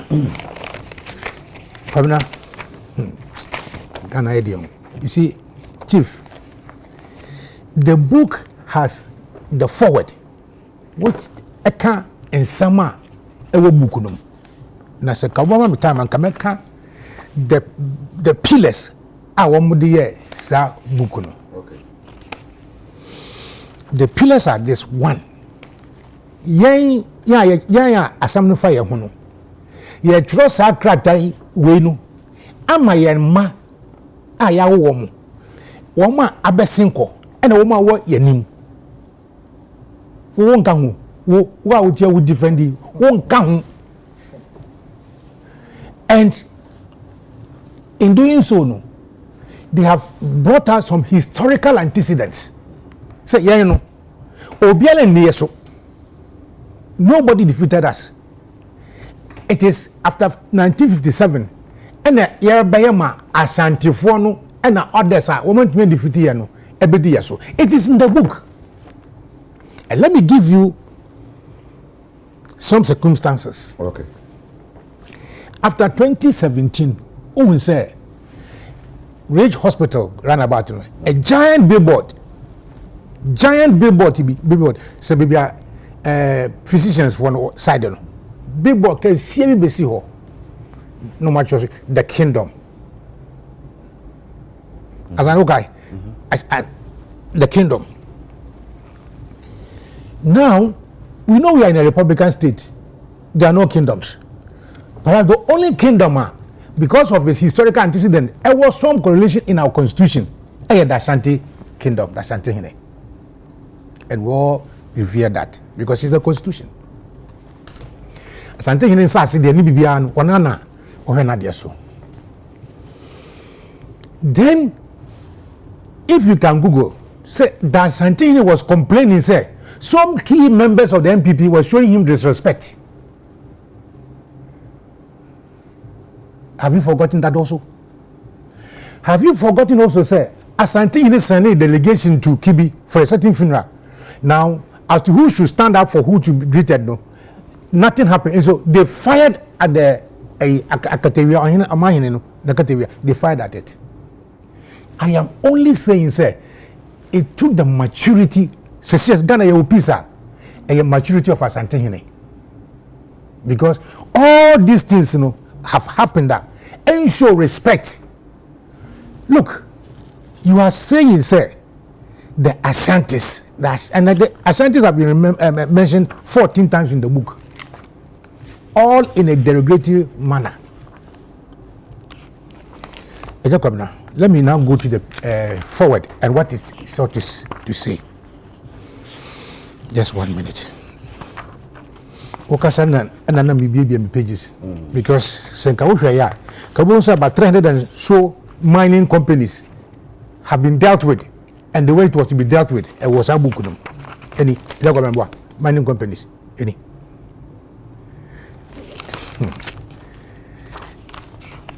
Okay. Companies, groups, enterprises qualify with conditional qualification. Tamagomu edu closely mining galamsey now. Wamure register home. Women pre-list home. Who is in charge of them now? There are some mining companies. Who is in charge of them? Some crofo we woman a process now. Why Naji woman put us in eton? Who take the profit? Would you say I don't think I'm going to say Kuna say the biano catch us says who pamon kuko mano munga no mama show. Otherwise, with the commander in chief, we are Ghanaian trustee for all our mineral resources. That's going to be just a few hundreds of Galamsey people now. No problem. If the whole Ghana armed forces could not fight a group of young men in Galamsey now, no problem. Now let me come to the. What say? This document is a will. Because I said will. It's a man Sir John followed this and also willed Achimota Forest. Willed in his friends the documents what the amount no for for. As some way go do court. On my penny and to me on board horse Debbie. I am the trustee of the Achimota Forest. Okay? And therefore nobody can will it to his family. He tolerated it. Into court has ruled say, sir, you know, Sir John, you know, you have found the bush for. You know, and I know. To worsen it, Omanpeni has even established an ally, an executive instrument on the Achimota Forest. Last time I can say, I didn't know Omanpeni say office achimota ye didn't know where we will draw sa executive instrument no I didn't think he hasn't withdrawn it already so we won't come home so you, to have taken your bath wear your panties and sing to come and sit here to defend I don't know what you are up to. Honorable, I said if it is true let's defend, if it is a lie let's speak against it. Yeah, but I'm about to prove. Yes. So the circumstances in this book, the circumstances in this book, would let you take a decision whether it is true or not. Now they say to take control of every country, you need to take control of certain levers, the economic and financial levers of the country. No, so the first in a document nearby, or to the first say there should be financial sector cleanup to collapse the banks. But sasa se shene wo hoda and as banks are don't be adwuma mu ye ne sheda when banks and yet there so there's a Bank of Ghana who should regulate them. Sure. Okay. Now some friends o madwuma na enye ye a na nka nei Consumer Bank no woboka $70 million cedis. Consumer Bank no woboka $70 million cedis. O Bank of Ghana na wonu egu ayi sa companies no wonu say o de ka say waboka say asem ebisa na musumi bisa asem yima no se bank no won yen bi ya o de ogu na nja Bank of Ghana zo won den time awaka de ogu bank no je den yen no waka what's woni capital adequacy and yes, I'm capital adequacy say they were operating at 120 and they said they call 420 million. At that time, no finance minister was say these banks are not doing well, so we are going to collapse them. They were always announcing it. Now, so bank business collapse. Now, what would you do? So they created a run on those banks. One of your colleagues interviewed Atu Asian, the one who's in jail. And he was saying, I had met the finance minister, I did my transaction, how to resuscitate. Was you, Marty? I didn't know collapse. Because when he met Mahama, says, they gave me a 6-point a year process or something from my natural book. A friend said, I look a report. Nobody gave me a listening. They collapsed my bank. And they, Woko Kumasi, Edum, Kosindum, bank now, the Ama Chinese no return blown. How wicked can we be as a country? It was a deliberate, extremely deliberate, based on the principles in this book.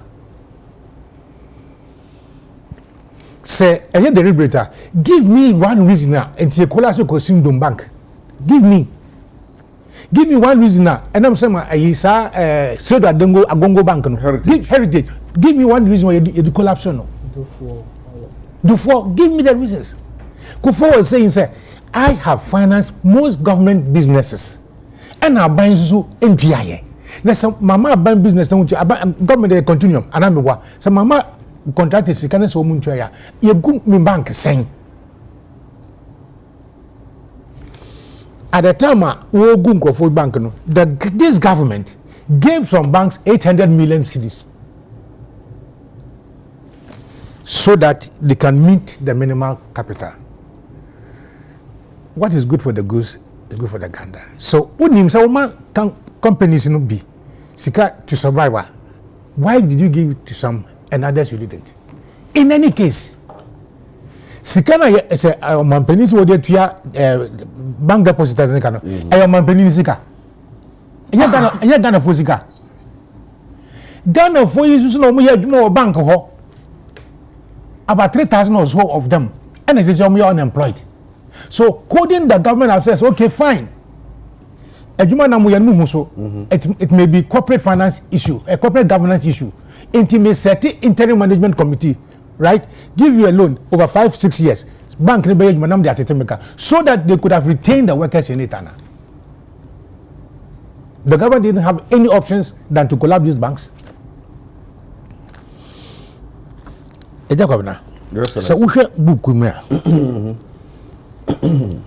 they targeted the energy sector, the banking sector, and the water sector. Chief, PDS started after Compact 1. Omampeni kufode Compact 1. And at a most best one, ever to us. Sa road yada piece from Suhi, Edokwa Bekai. The second compact was that we have some money for you because we have done very well in the Compact 1. Entino, ye person mo Compact 2. The day na mo de baye. And Mahama say, oh, Chief, we have come through very erratic water power supply system. We have come through very critical power sector. Into your solve generation aspect, you know. Into me person with this as can be for distribution. Se kasa distribution I just say one my day pylons near there no do call increasing. ECG4. Okay. But Americans insist say there should be private participation. Who's America for any private there? Yo. Yamuti said private participation pay. They started putting themselves together. If you have not read properly about the PDS, I entreat you to go back to it. The next week, he shall have some kind of correct. In the words of Ameu, the Minister of Energy, he said that this deal was fraudulent. And the president had to cancel the deal, not because it was fraudulent, but because certain people are saying,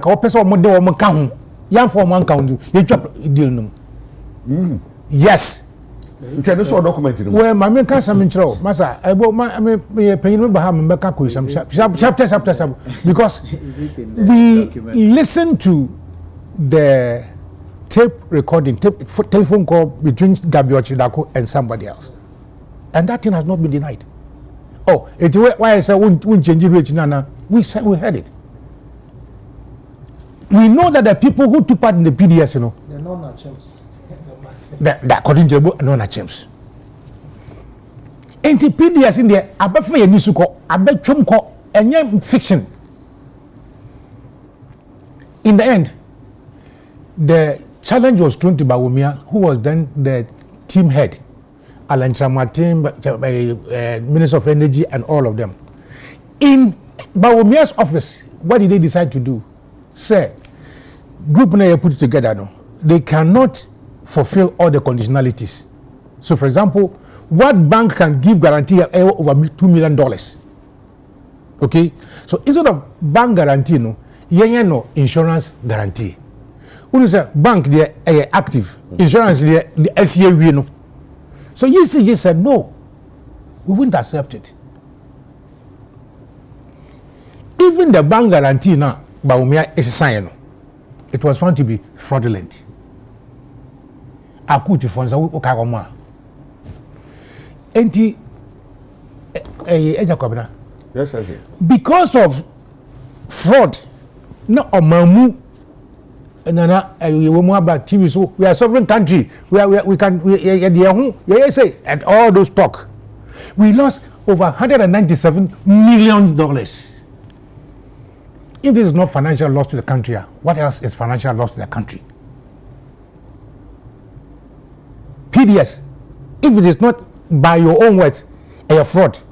Next, never seen there 7 years thereafter, Mampeni investigate what kind of fraud that was. I'm a year lose $97 million. You know the Americans warned us.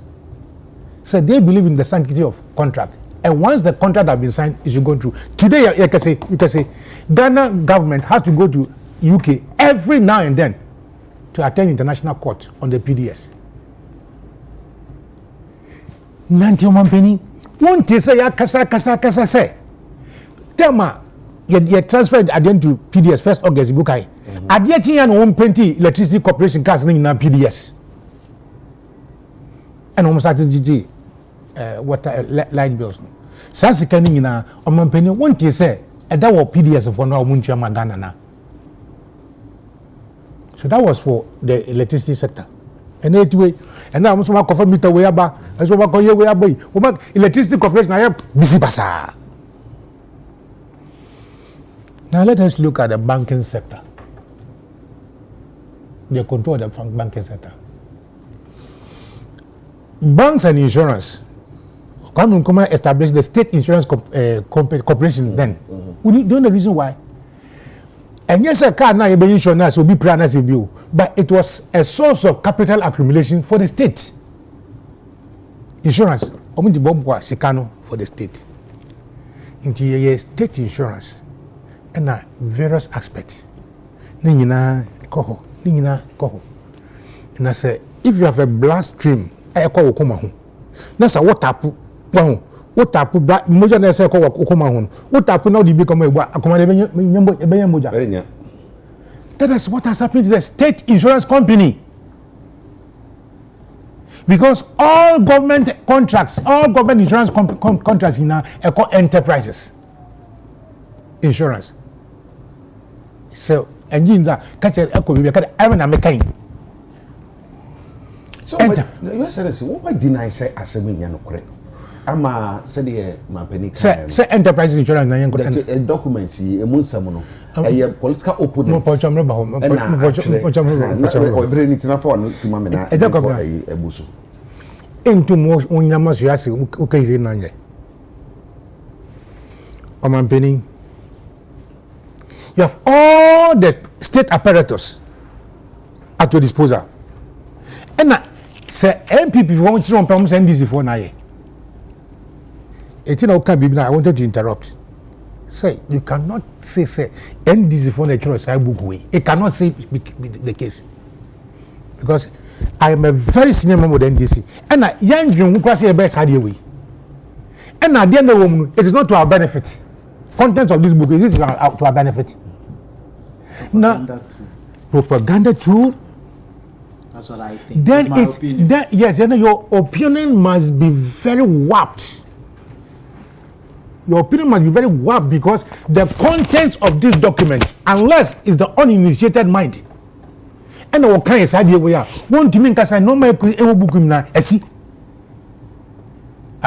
it EcoBank? Is it SNET? Where every aspect of this book, it has happened. Okay. You know, let me finally end the saying. I'm an old man. Okay. We have struggled to build this country, not on the altar of politics. Today, young men like you who are supposed to defend Ghana, you are defending your political parties. To the extent, say, as someone who names say no correct, was a no correct. As someone who actually when him say, as some way, young here at the assembly. Today, as we speak, he's both to tell me, say, Ghana is in this condition because of COVID Ukraine. I'm not saying His Excellency John Dramani Mahama said it. No, he said it when he went to give us his. I can pull the video for you now. But you can't put another video. No. I'm quoting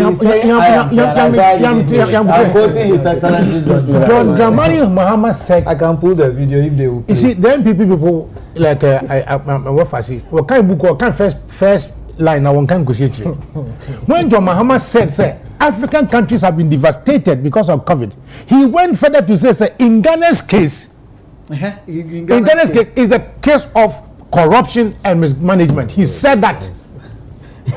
And you are reading the first page and nothing more. Okay. Finally, but 1 minute. 1 minute. What I am saying there, this book is a subject matter of research. Okay. And we want to urge the media, instead of asking us to come and discuss it, you have the capacity to interrogate and investigate. Okay. Okay. Say I started by the hujuma. Now, book assembly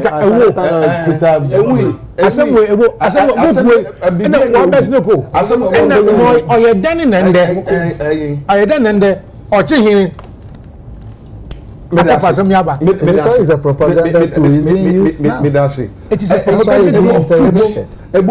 Your Excellency, this year, na maybe say. Sap a Japan document by a new. Yati a kukuru a ko. Obi say and then tina sabre na ye kan ho asem.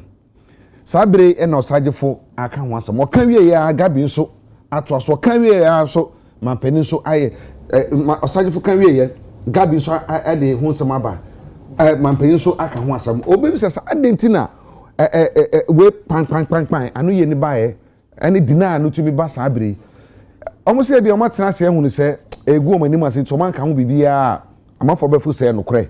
Ana say mission accomplished until say there you betumi deny ana say betumi aka ho asem bi mama nti o yes 10 minutes Jacob na yes sir you dey most of Jacob na bia yes sir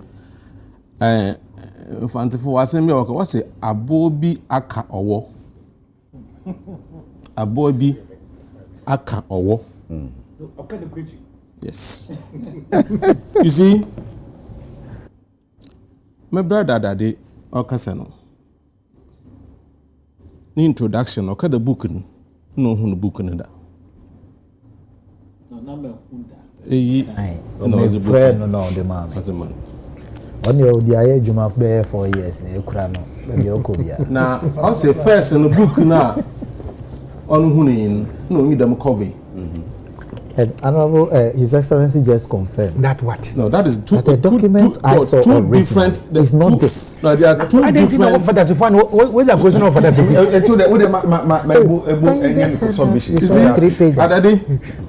He just said.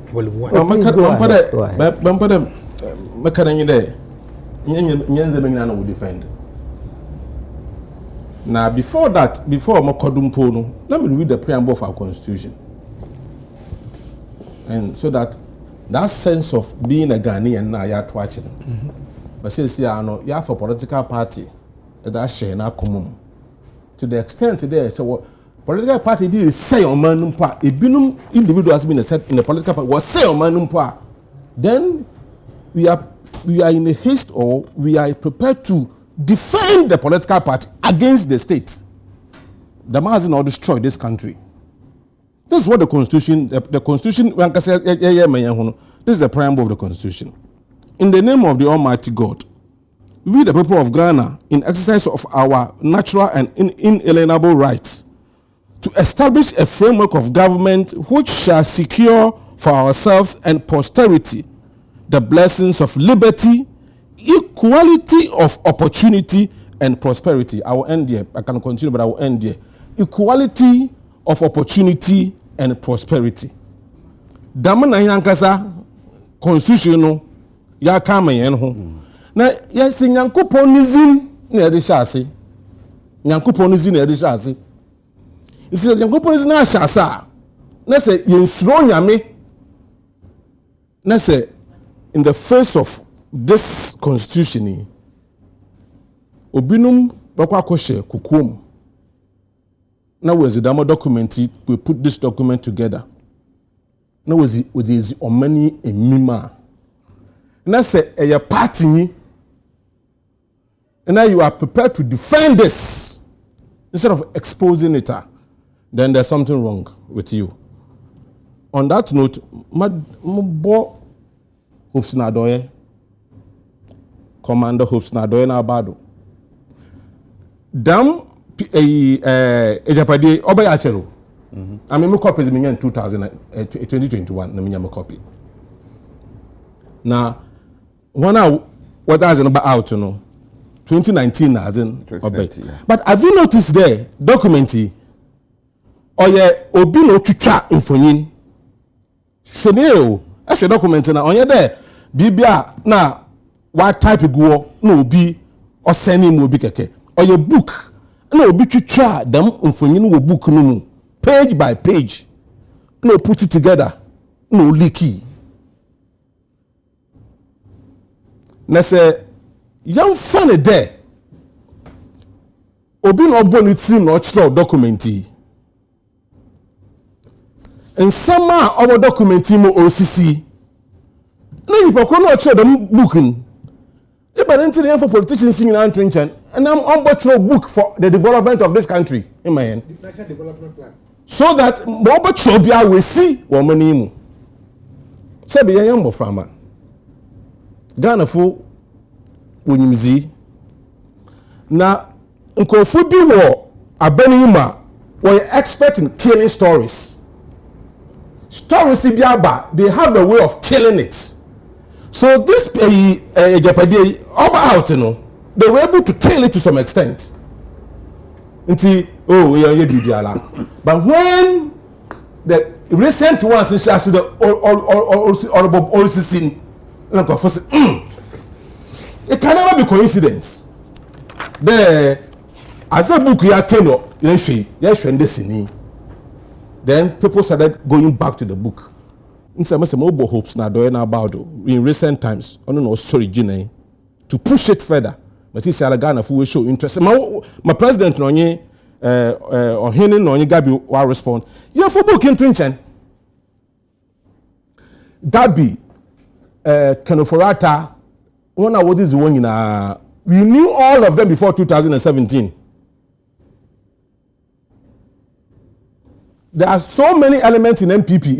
One, na car time people want to on top. One room people want to on rent for themselves in Accra. Today they own mansions, they own cars. I hear for on. Let me see no him. I hear for us some now. Adade ni be some of them. MPP for. Yeah, me pesa uboko edua utumre na no wa kiresie. Eya ni mfi mu nim na ebe yo. MPP for most of them you don't share politics I say. Most of them, some of us were way ahead of them. But I'm telling you, say Eshe Morocco do or Ghana, that's two book in the recent one. Oh yeah, Mr. Sofma no bay. Hadade is trying to justify it there. Oh yeah, deputy in Mr. Obaba. In fact, deputy organ na say one penny what's your name? In fact, it was created. The deputy which had taken place was Ado, the one who he resigned. Resigned because of yes, that. because of that. I am making it. So if he resigned, will you beg him? So the point is that the point is that this book is a clear case of state capture. State capture. So once the World Treaty issue of MPP, who should succeed Nanado? In the forward, it is what your way. The Santifona or party no. Why when I been there, the Nado will take over. No, young folk can be doing bypass one. That's paragraph 8. Yeah. Paragraph 8 or the forward. Umbra number sena name. Preferably obia ofi not. Yes. So ono na oba. Yebotum na yem project ya yashasi. Yebotum ezakọ ewi. Na ono no pa kire sen. More patch than you there. MPP party no. Yes. Self conventional party ni mo. Nanado contested President Kufuor. After President Kufuor we was just the water you be there. We do Nanado no do. We do Nanado no do. Ena ye ni mu free tete. Ena Nanado nyi misala chamanten obi no so contest e. Ena Nanado on winning even though we win misala chamanten na ozemande yan second round jinoko. Inti obanda man no chada why there e convention na Mr. Chamantin you be our potential to take over. If another nampoka there Mr. Chamantin ma yenti samukwa owuna ebaba. Now I believe there upon sober reflection realize that Mr. Chamantin is not somebody who will play ball with us. Or you be on play ball with us. Actually nature now you be play ball.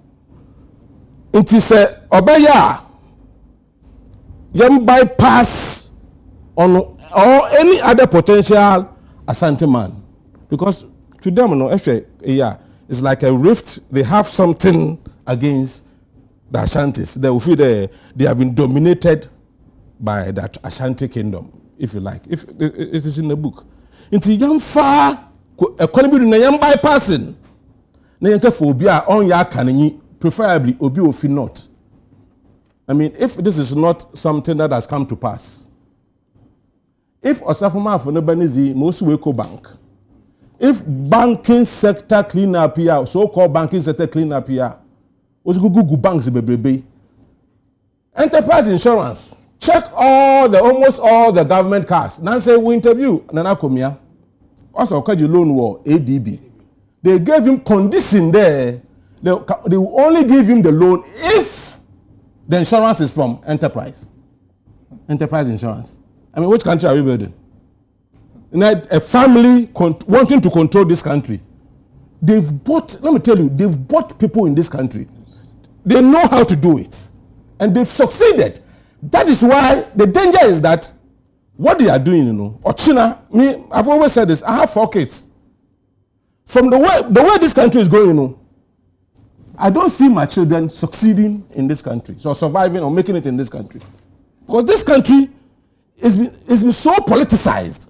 The politicians, you see, let me tell you, what we are having in this country is 8-year cycle of state capture per the system we are using, except that MPP has escalated the state capture to another level. That is what is happening. Because per the system we are using, one party means they control everything in this country, from contract to scholarship, to whatever, name them, everything, recruitment to military, recruitment to fire service, police, everything is for one party and its members.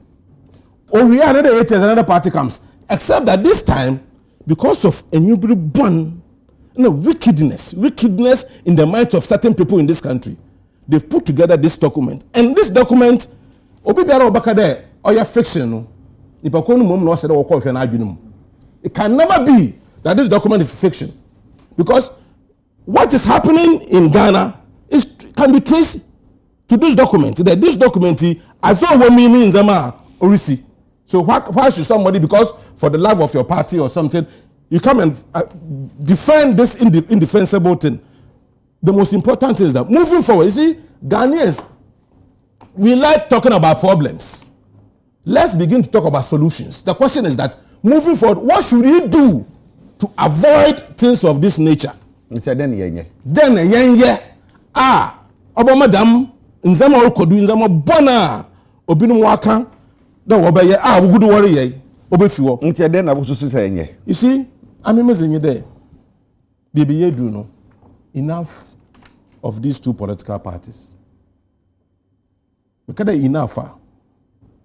I'm saying that in place of NDC MPP,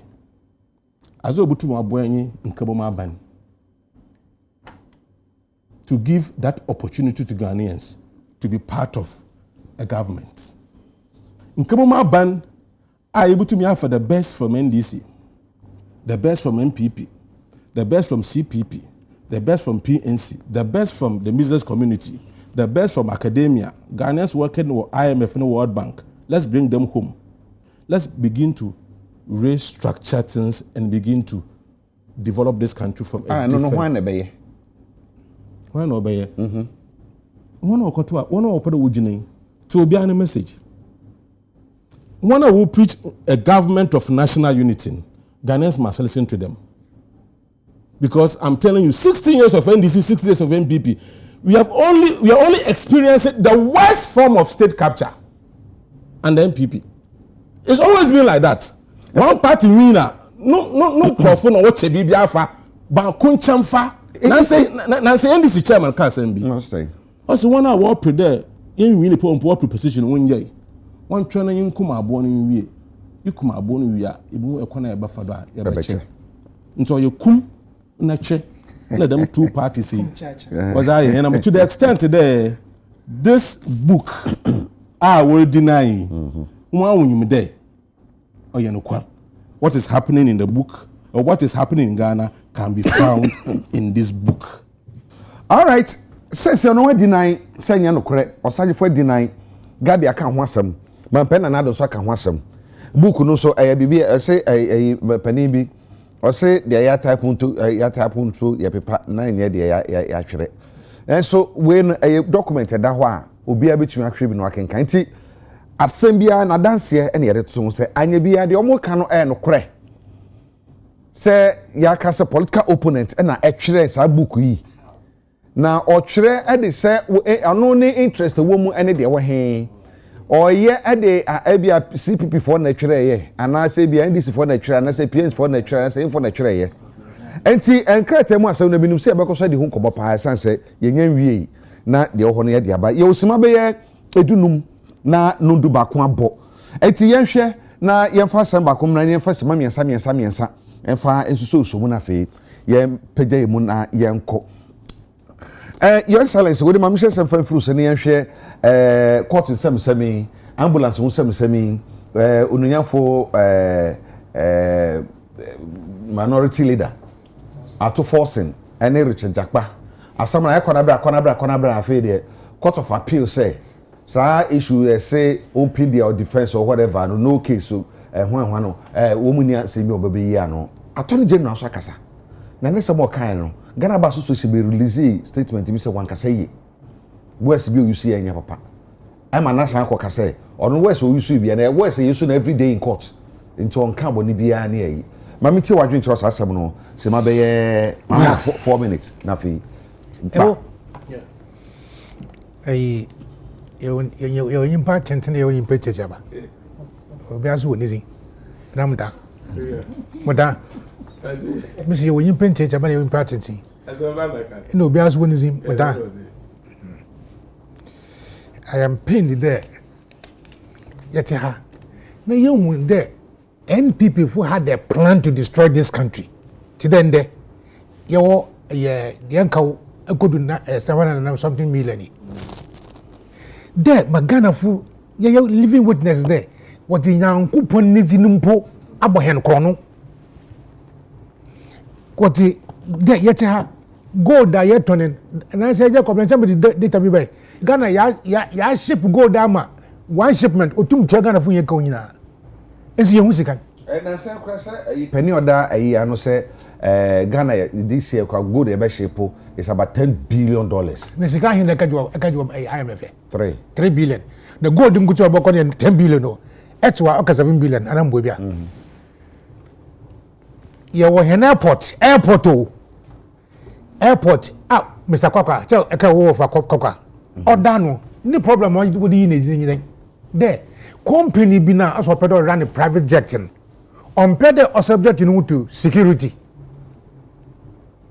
into way in to date because civil aviation is that company conforming to security ana because for airport we checking them edoko anam tabia ne say that company no on subject to security na ye kwaya na ye beye ebo NDC fu ya commit some errors as a human institution na ejo to kwamensan mu waji ho a kwamensan yin tantan kura hwe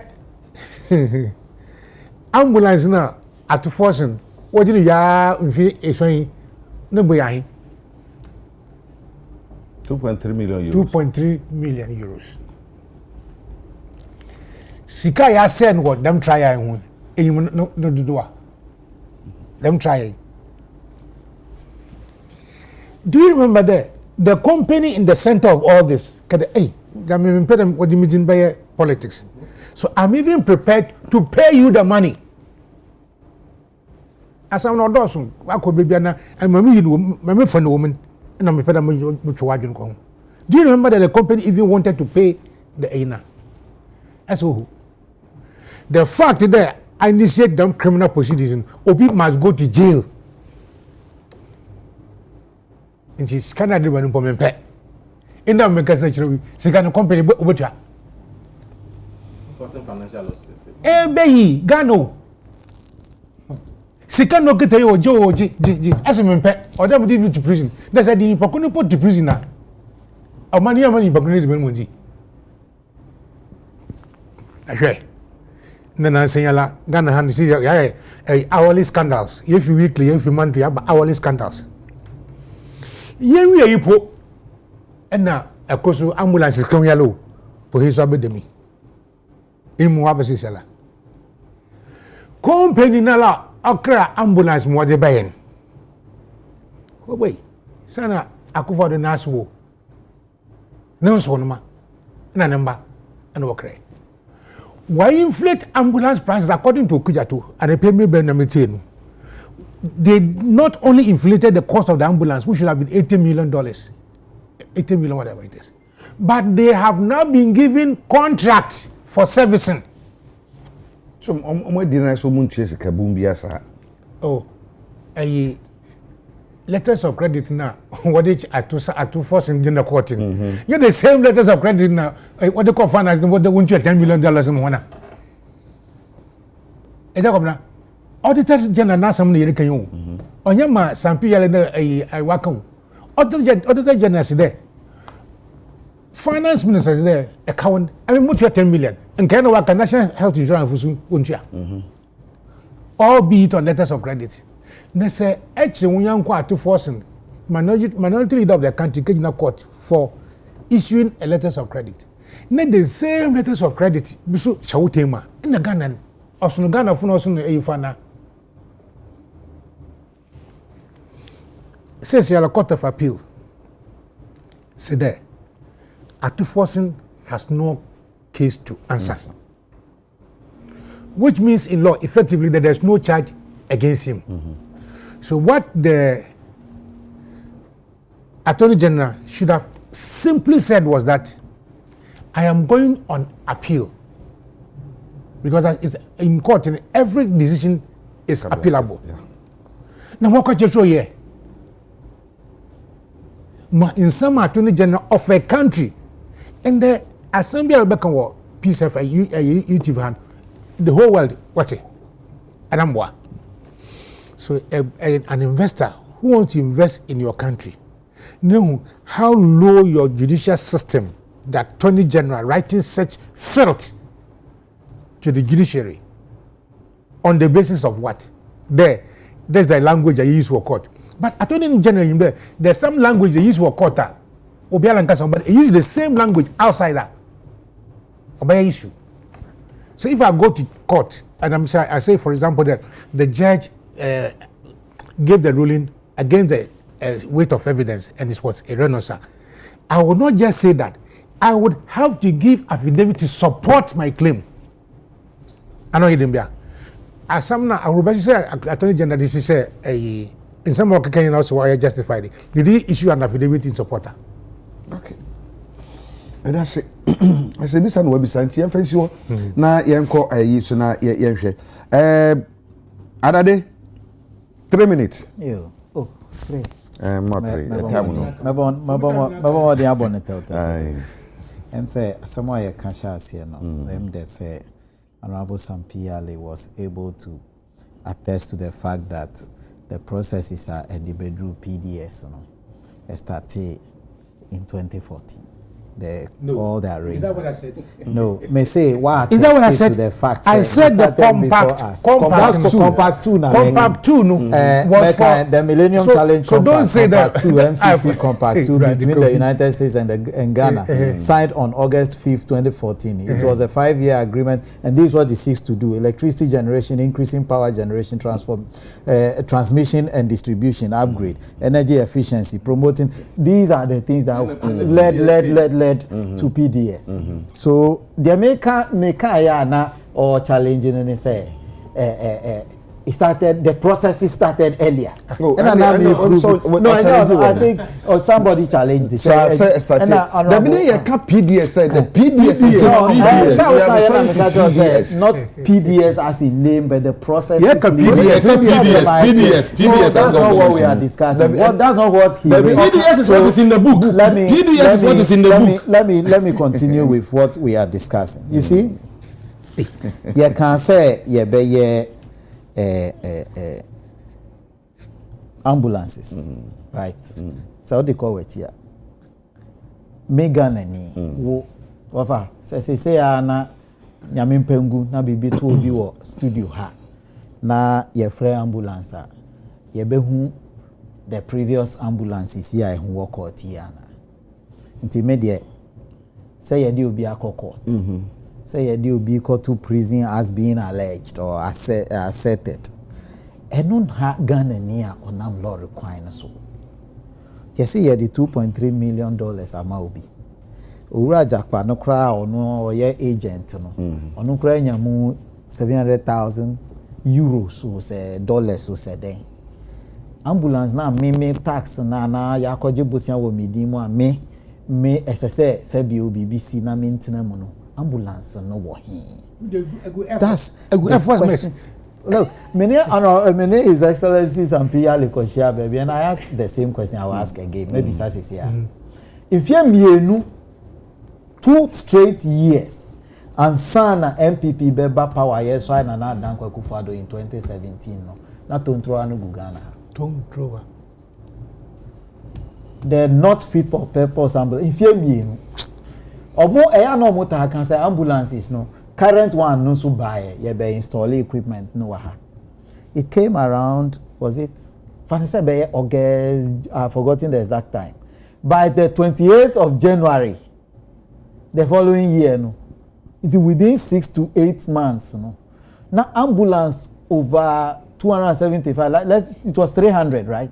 Ambulance 300 now you fitting in nyina no na ya launch na popi na nam kwan so. Enfie mienu ambulance kakra na ebedru ye no. Enfie 2 straight years. Na equipment no ba akukura nwura ba akumu na ye de anka asem. The man on the street will ask you papa no ni ho so me say odi no kotu efiase amega na ni aminam street so man benefit. Minyi so obi abe benefit. Ambulance no e wo hen. Enio intermediate nanka de ehia me no. Say anka ye say asem na wie acquitted and discharged you say lawyer for bro for akese ya kan wie ambulance 20 no say 20 30 ambulance 30 no and they see hoy hospital so one you why say ma obi enu ni finished na ambulance na ni ho say ambulance no ho equipment say the gumu so abakata mapop for all these years aye nkonko yiye enu so I can say if you pare mienu 2 clear years okay no betwem ko and sana omo ba na niam a omo kan yina na e wo what prevented us as a people I'm not asking the government but as a people why don't na womo a raise asem we ene no omo misa ho asem bia pare mienu clear ambulance 30 no sabre ni anye ni yi a 300 o sanu na kofa na America mebu baby ya shase no yo kofa ahwede bai e ba ne say na wow import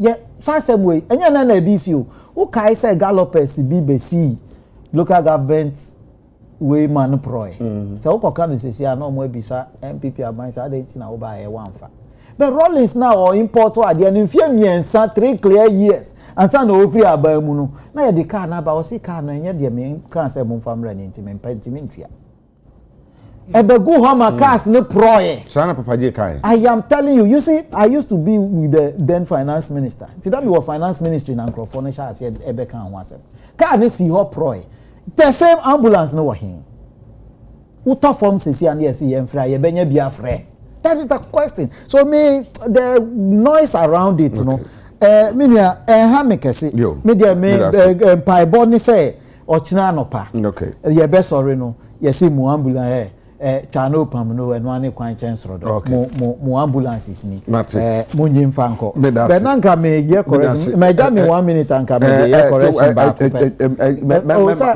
3 minutes na twam I twam da able 2 minutes 3 minutes na it's ambulance issue no say me James there Godfred Attorney General he got it wrong. Godfred Dame. I am Nyankopa. We were in Legon together. He got it wrong completely. Completely wrong. Are they? You see, I mean, just there. The issues was there been more one answer. I believe there. Nyanya atu forcing. No other answer issue. I believe then the Minister of Health at the time. No other answer those questions. Because import ambulance. Na say answer ambulance baba o woman no o say dey kokwa inspect wo be bia That's a pre-delivery. Yes, ekokoya inspection in there. Ambulance or your fit for purpose or your specification on your sana was ship aba. On from Botu Ghana and sana was there or a specification or yana on ye. Now from the way up the audios and all out. Now Godfrey Dasuka and Uncle Sam. I mean it is because of this yana or can be about the central region. Cheap, yeah, baby them Nazi.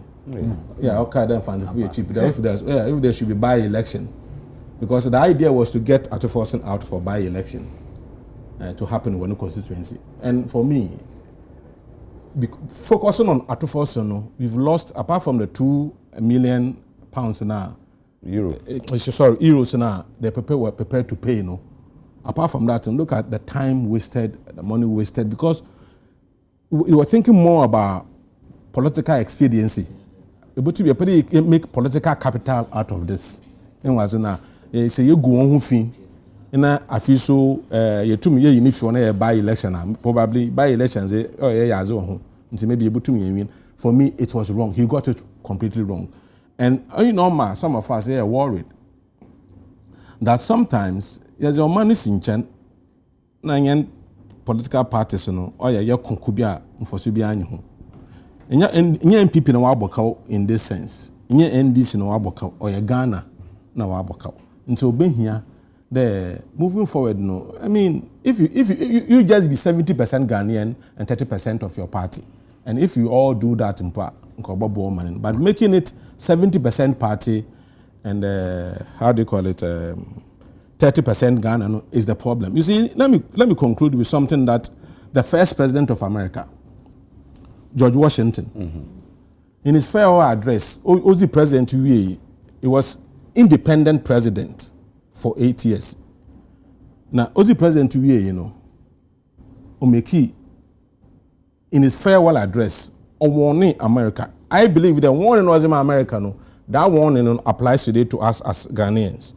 Also, and I quote him, also, let me now take a more comprehensive view and warn you in a more solemn manner against the baneful effects of the spirit of party generally. There's a spirit, he calls it spirit of party, and it's got baneful effects on nations. That is what is killing this country. Is that spirit normal? Even when politicians are blatantly destroying this country by their actions and inactions, or say, the party people will be prepared to defend their party against the nation. And that is the spirit that has brought us to where we are. They call it the spirit of party, where people love their party more than their country. Moving forward, I believe the Ghana for Yendo young man. In there, sometimes even the unemployed youth, you see them defending some of these things. Even when they are looting. I remember what Kennedy Japan said. Also, this government said they are looting Ghana as if there's no tomorrow. And when they loot, they send the money outside. Look at what is happening. And Sasa will loot. Ghana for was sorry, yeah. And snakes, hotels, I mean, these are the things the baby also sorry as Ghanaians to fight so that this country, will not suffer like the way some of us are suffering because of bad governance. As Anita no. Yes, sorry. Say we say the Attorney General so be sign appeal nti say appeal be so say maso rule ni ko na wi e ni some okan e ni utterances e ba e ni Ghana Bar Association for so no your dem ma e ni reply o say dey am say ni some okan no nya words bi o use so din bia na for 3 minutes ni am sorry. Jamdasi tell no ye book no Japade no na ye kan owura bosompem owura safomafo na ma no ho asem. How jobs were created for them at the time and Omo Papa can't say the public sector was full. How did he create that? That's they didn't have a certain section for those people, but they managed to create it because of the agenda in this book. Said the buyer, whatever it is that they've written will be fulfilled. We share banking sector clean financial sector clean up. We are affected your motor fan. Now, me individual na yabo mudin have never sat on TV or any platform to read about them. Individuals in their party, individual clergymen, to say chief imam, ne dear no, men try be enkanda. the Muslim community in power, Monkasa or Monkofa or Monkin Kang. No Monshe, the plan that was had against Chief Imam. Until you quack to a banner, your baby any. Aja, I perceive that under His Excellency Nana Danko Kufuado, almost every appointee is being manipulated. In the sense that Sawushe and Mguasia, Ura Godfrey Dame as Attorney General Wajenwa, he allowed himself, in my perception, for somebody to push him, yodium. You cannot say it was his own thinking, say at all costs I wanted to jail Atuforse. Whatever it is that he sought to do was to benefit the party NPP. When we jail him and we go for by-election, they are thinking that because the fancies are cheap, as in quote, they would ostensibly use money to induce them or whatever it is for NPP to win. Again, he will go down in history as an attorney general that has denigrated the judicial fraternity. Because someone can say judicial cancer grab out of the cancer massa. Maybe I will from family and fata. Wa asem die ni mono anka just a judge or teso kan kire say anka twen ho free asem no kakra in terms of the way I econ we say da meba to the point say woni attorney general wa baswa ya kwakotwe military head ede na begina the implications anka sa de we ede beba o memu no you have no idea military head o na em say people nkrofo fa na kira asa keke. How did we get a leaked document coming from the military? And Kafin Yebero interrogated that part. And Kebedo must go. Why? And at the end of the day, unless that person is protected, and Yebeko ko home nipa or throw letter, whether it was forged or not. One private person, he will go down in history as only Attorney General in Ghana. One private person at disgracing work, both court and outside court. He has called you a crook. He has called you as somebody who doesn't understand business. He has described you all manner of way because when he tried to educate you, you didn't want to take that education because you are being pushed that do this. Yodium. You understand? And the media Attorney General and some appeal in the own council beko. But I want to pray and believe, say, the perception we have on the judiciary, they have conscience. They should try and change our perception. That is the only way. Ebema Ghana for Ebuato we say. Ampa ye judiciary no. For na ye do omako why. Ye fee say omo ye MPP for ye fee say they've been packed to adjudicate over issues in favor of a particular person, just like National Security Minister kan ebia ebesesa. And yes, idea. The perception that we have is still stand solid about the judiciary. Me da say ya sanita no ye tin nka no. Ya sanita no a political analyst and Japadian Samsemi Wakan Wasama by Pimun Yameda say Sanso and he says Salisis and Piali when you're 70 years old and so Yahudun to your bar Yadana papa and echo Ebo Backman or can movement for change for no home and a fe Ernest Adade wono so eba edema NPP amanyoko no mejene so and na no pay yes my kiso na my kiso say ne yire aka baby enti na no pay me mo hyere mani na di kan ma di kan frɛ no ahye ne din na nyina ye mention nyina ye wofia ahye ne o hwe YouTube na yire ne de bia sorti critical issue ho na okoya ya enti ne Magizo maybe will be anopay, the marshal in power, but and Calvin Huyanso, Yabeba, na Yenu Yabaka boom, na Yade Suya Mammy, na Yamusi Bay. And I know pay sorry sweet, Mammy for happy birthday, Emma Al Hassan Sadu, who are my 7. They say Allah in Shira Papa, Sanson, a Kufi, Pious Kufi Akon, we are MTN, also a Chinawa would happy birthday in advance. And I know pay, Mammy for happy birthday, Cassiapa, Emma Jennifer Mensa, our Coco Clinic, we, if you may bra. Me wofa me papa Nana Boache of Nana Boache Herbal or say me catch us some happy birthday Jennifer Mensa our Coco Clinic sanso ena bakwa wa ha enso Mary edin mamuni ya facha mwate Mary Abahum uye adwuma ewo Mercy Kidi Montessori wo ye ketra wo ho ye so wote flamingo a ben 7 great ho na ote Judith ani Randy me ba Randy me wo fa se Randy me nua ketra Randy say o ma happy birthday na so na Ronda Anan ne abusua nyina ye ma Ronda Anan e birthday ti abusua nyina so ma happy birthday na afi Joe Jackson, oh, Deluxe Finance, Mr. Joe Jackson, today is your birthday, eh? Oh, and I said more show. And Tiana de Bushani in America, who be Yima, Randy, Stella, and say happy birthday, Mr. Joe Jackson of Deluxe Finance. And none of pay.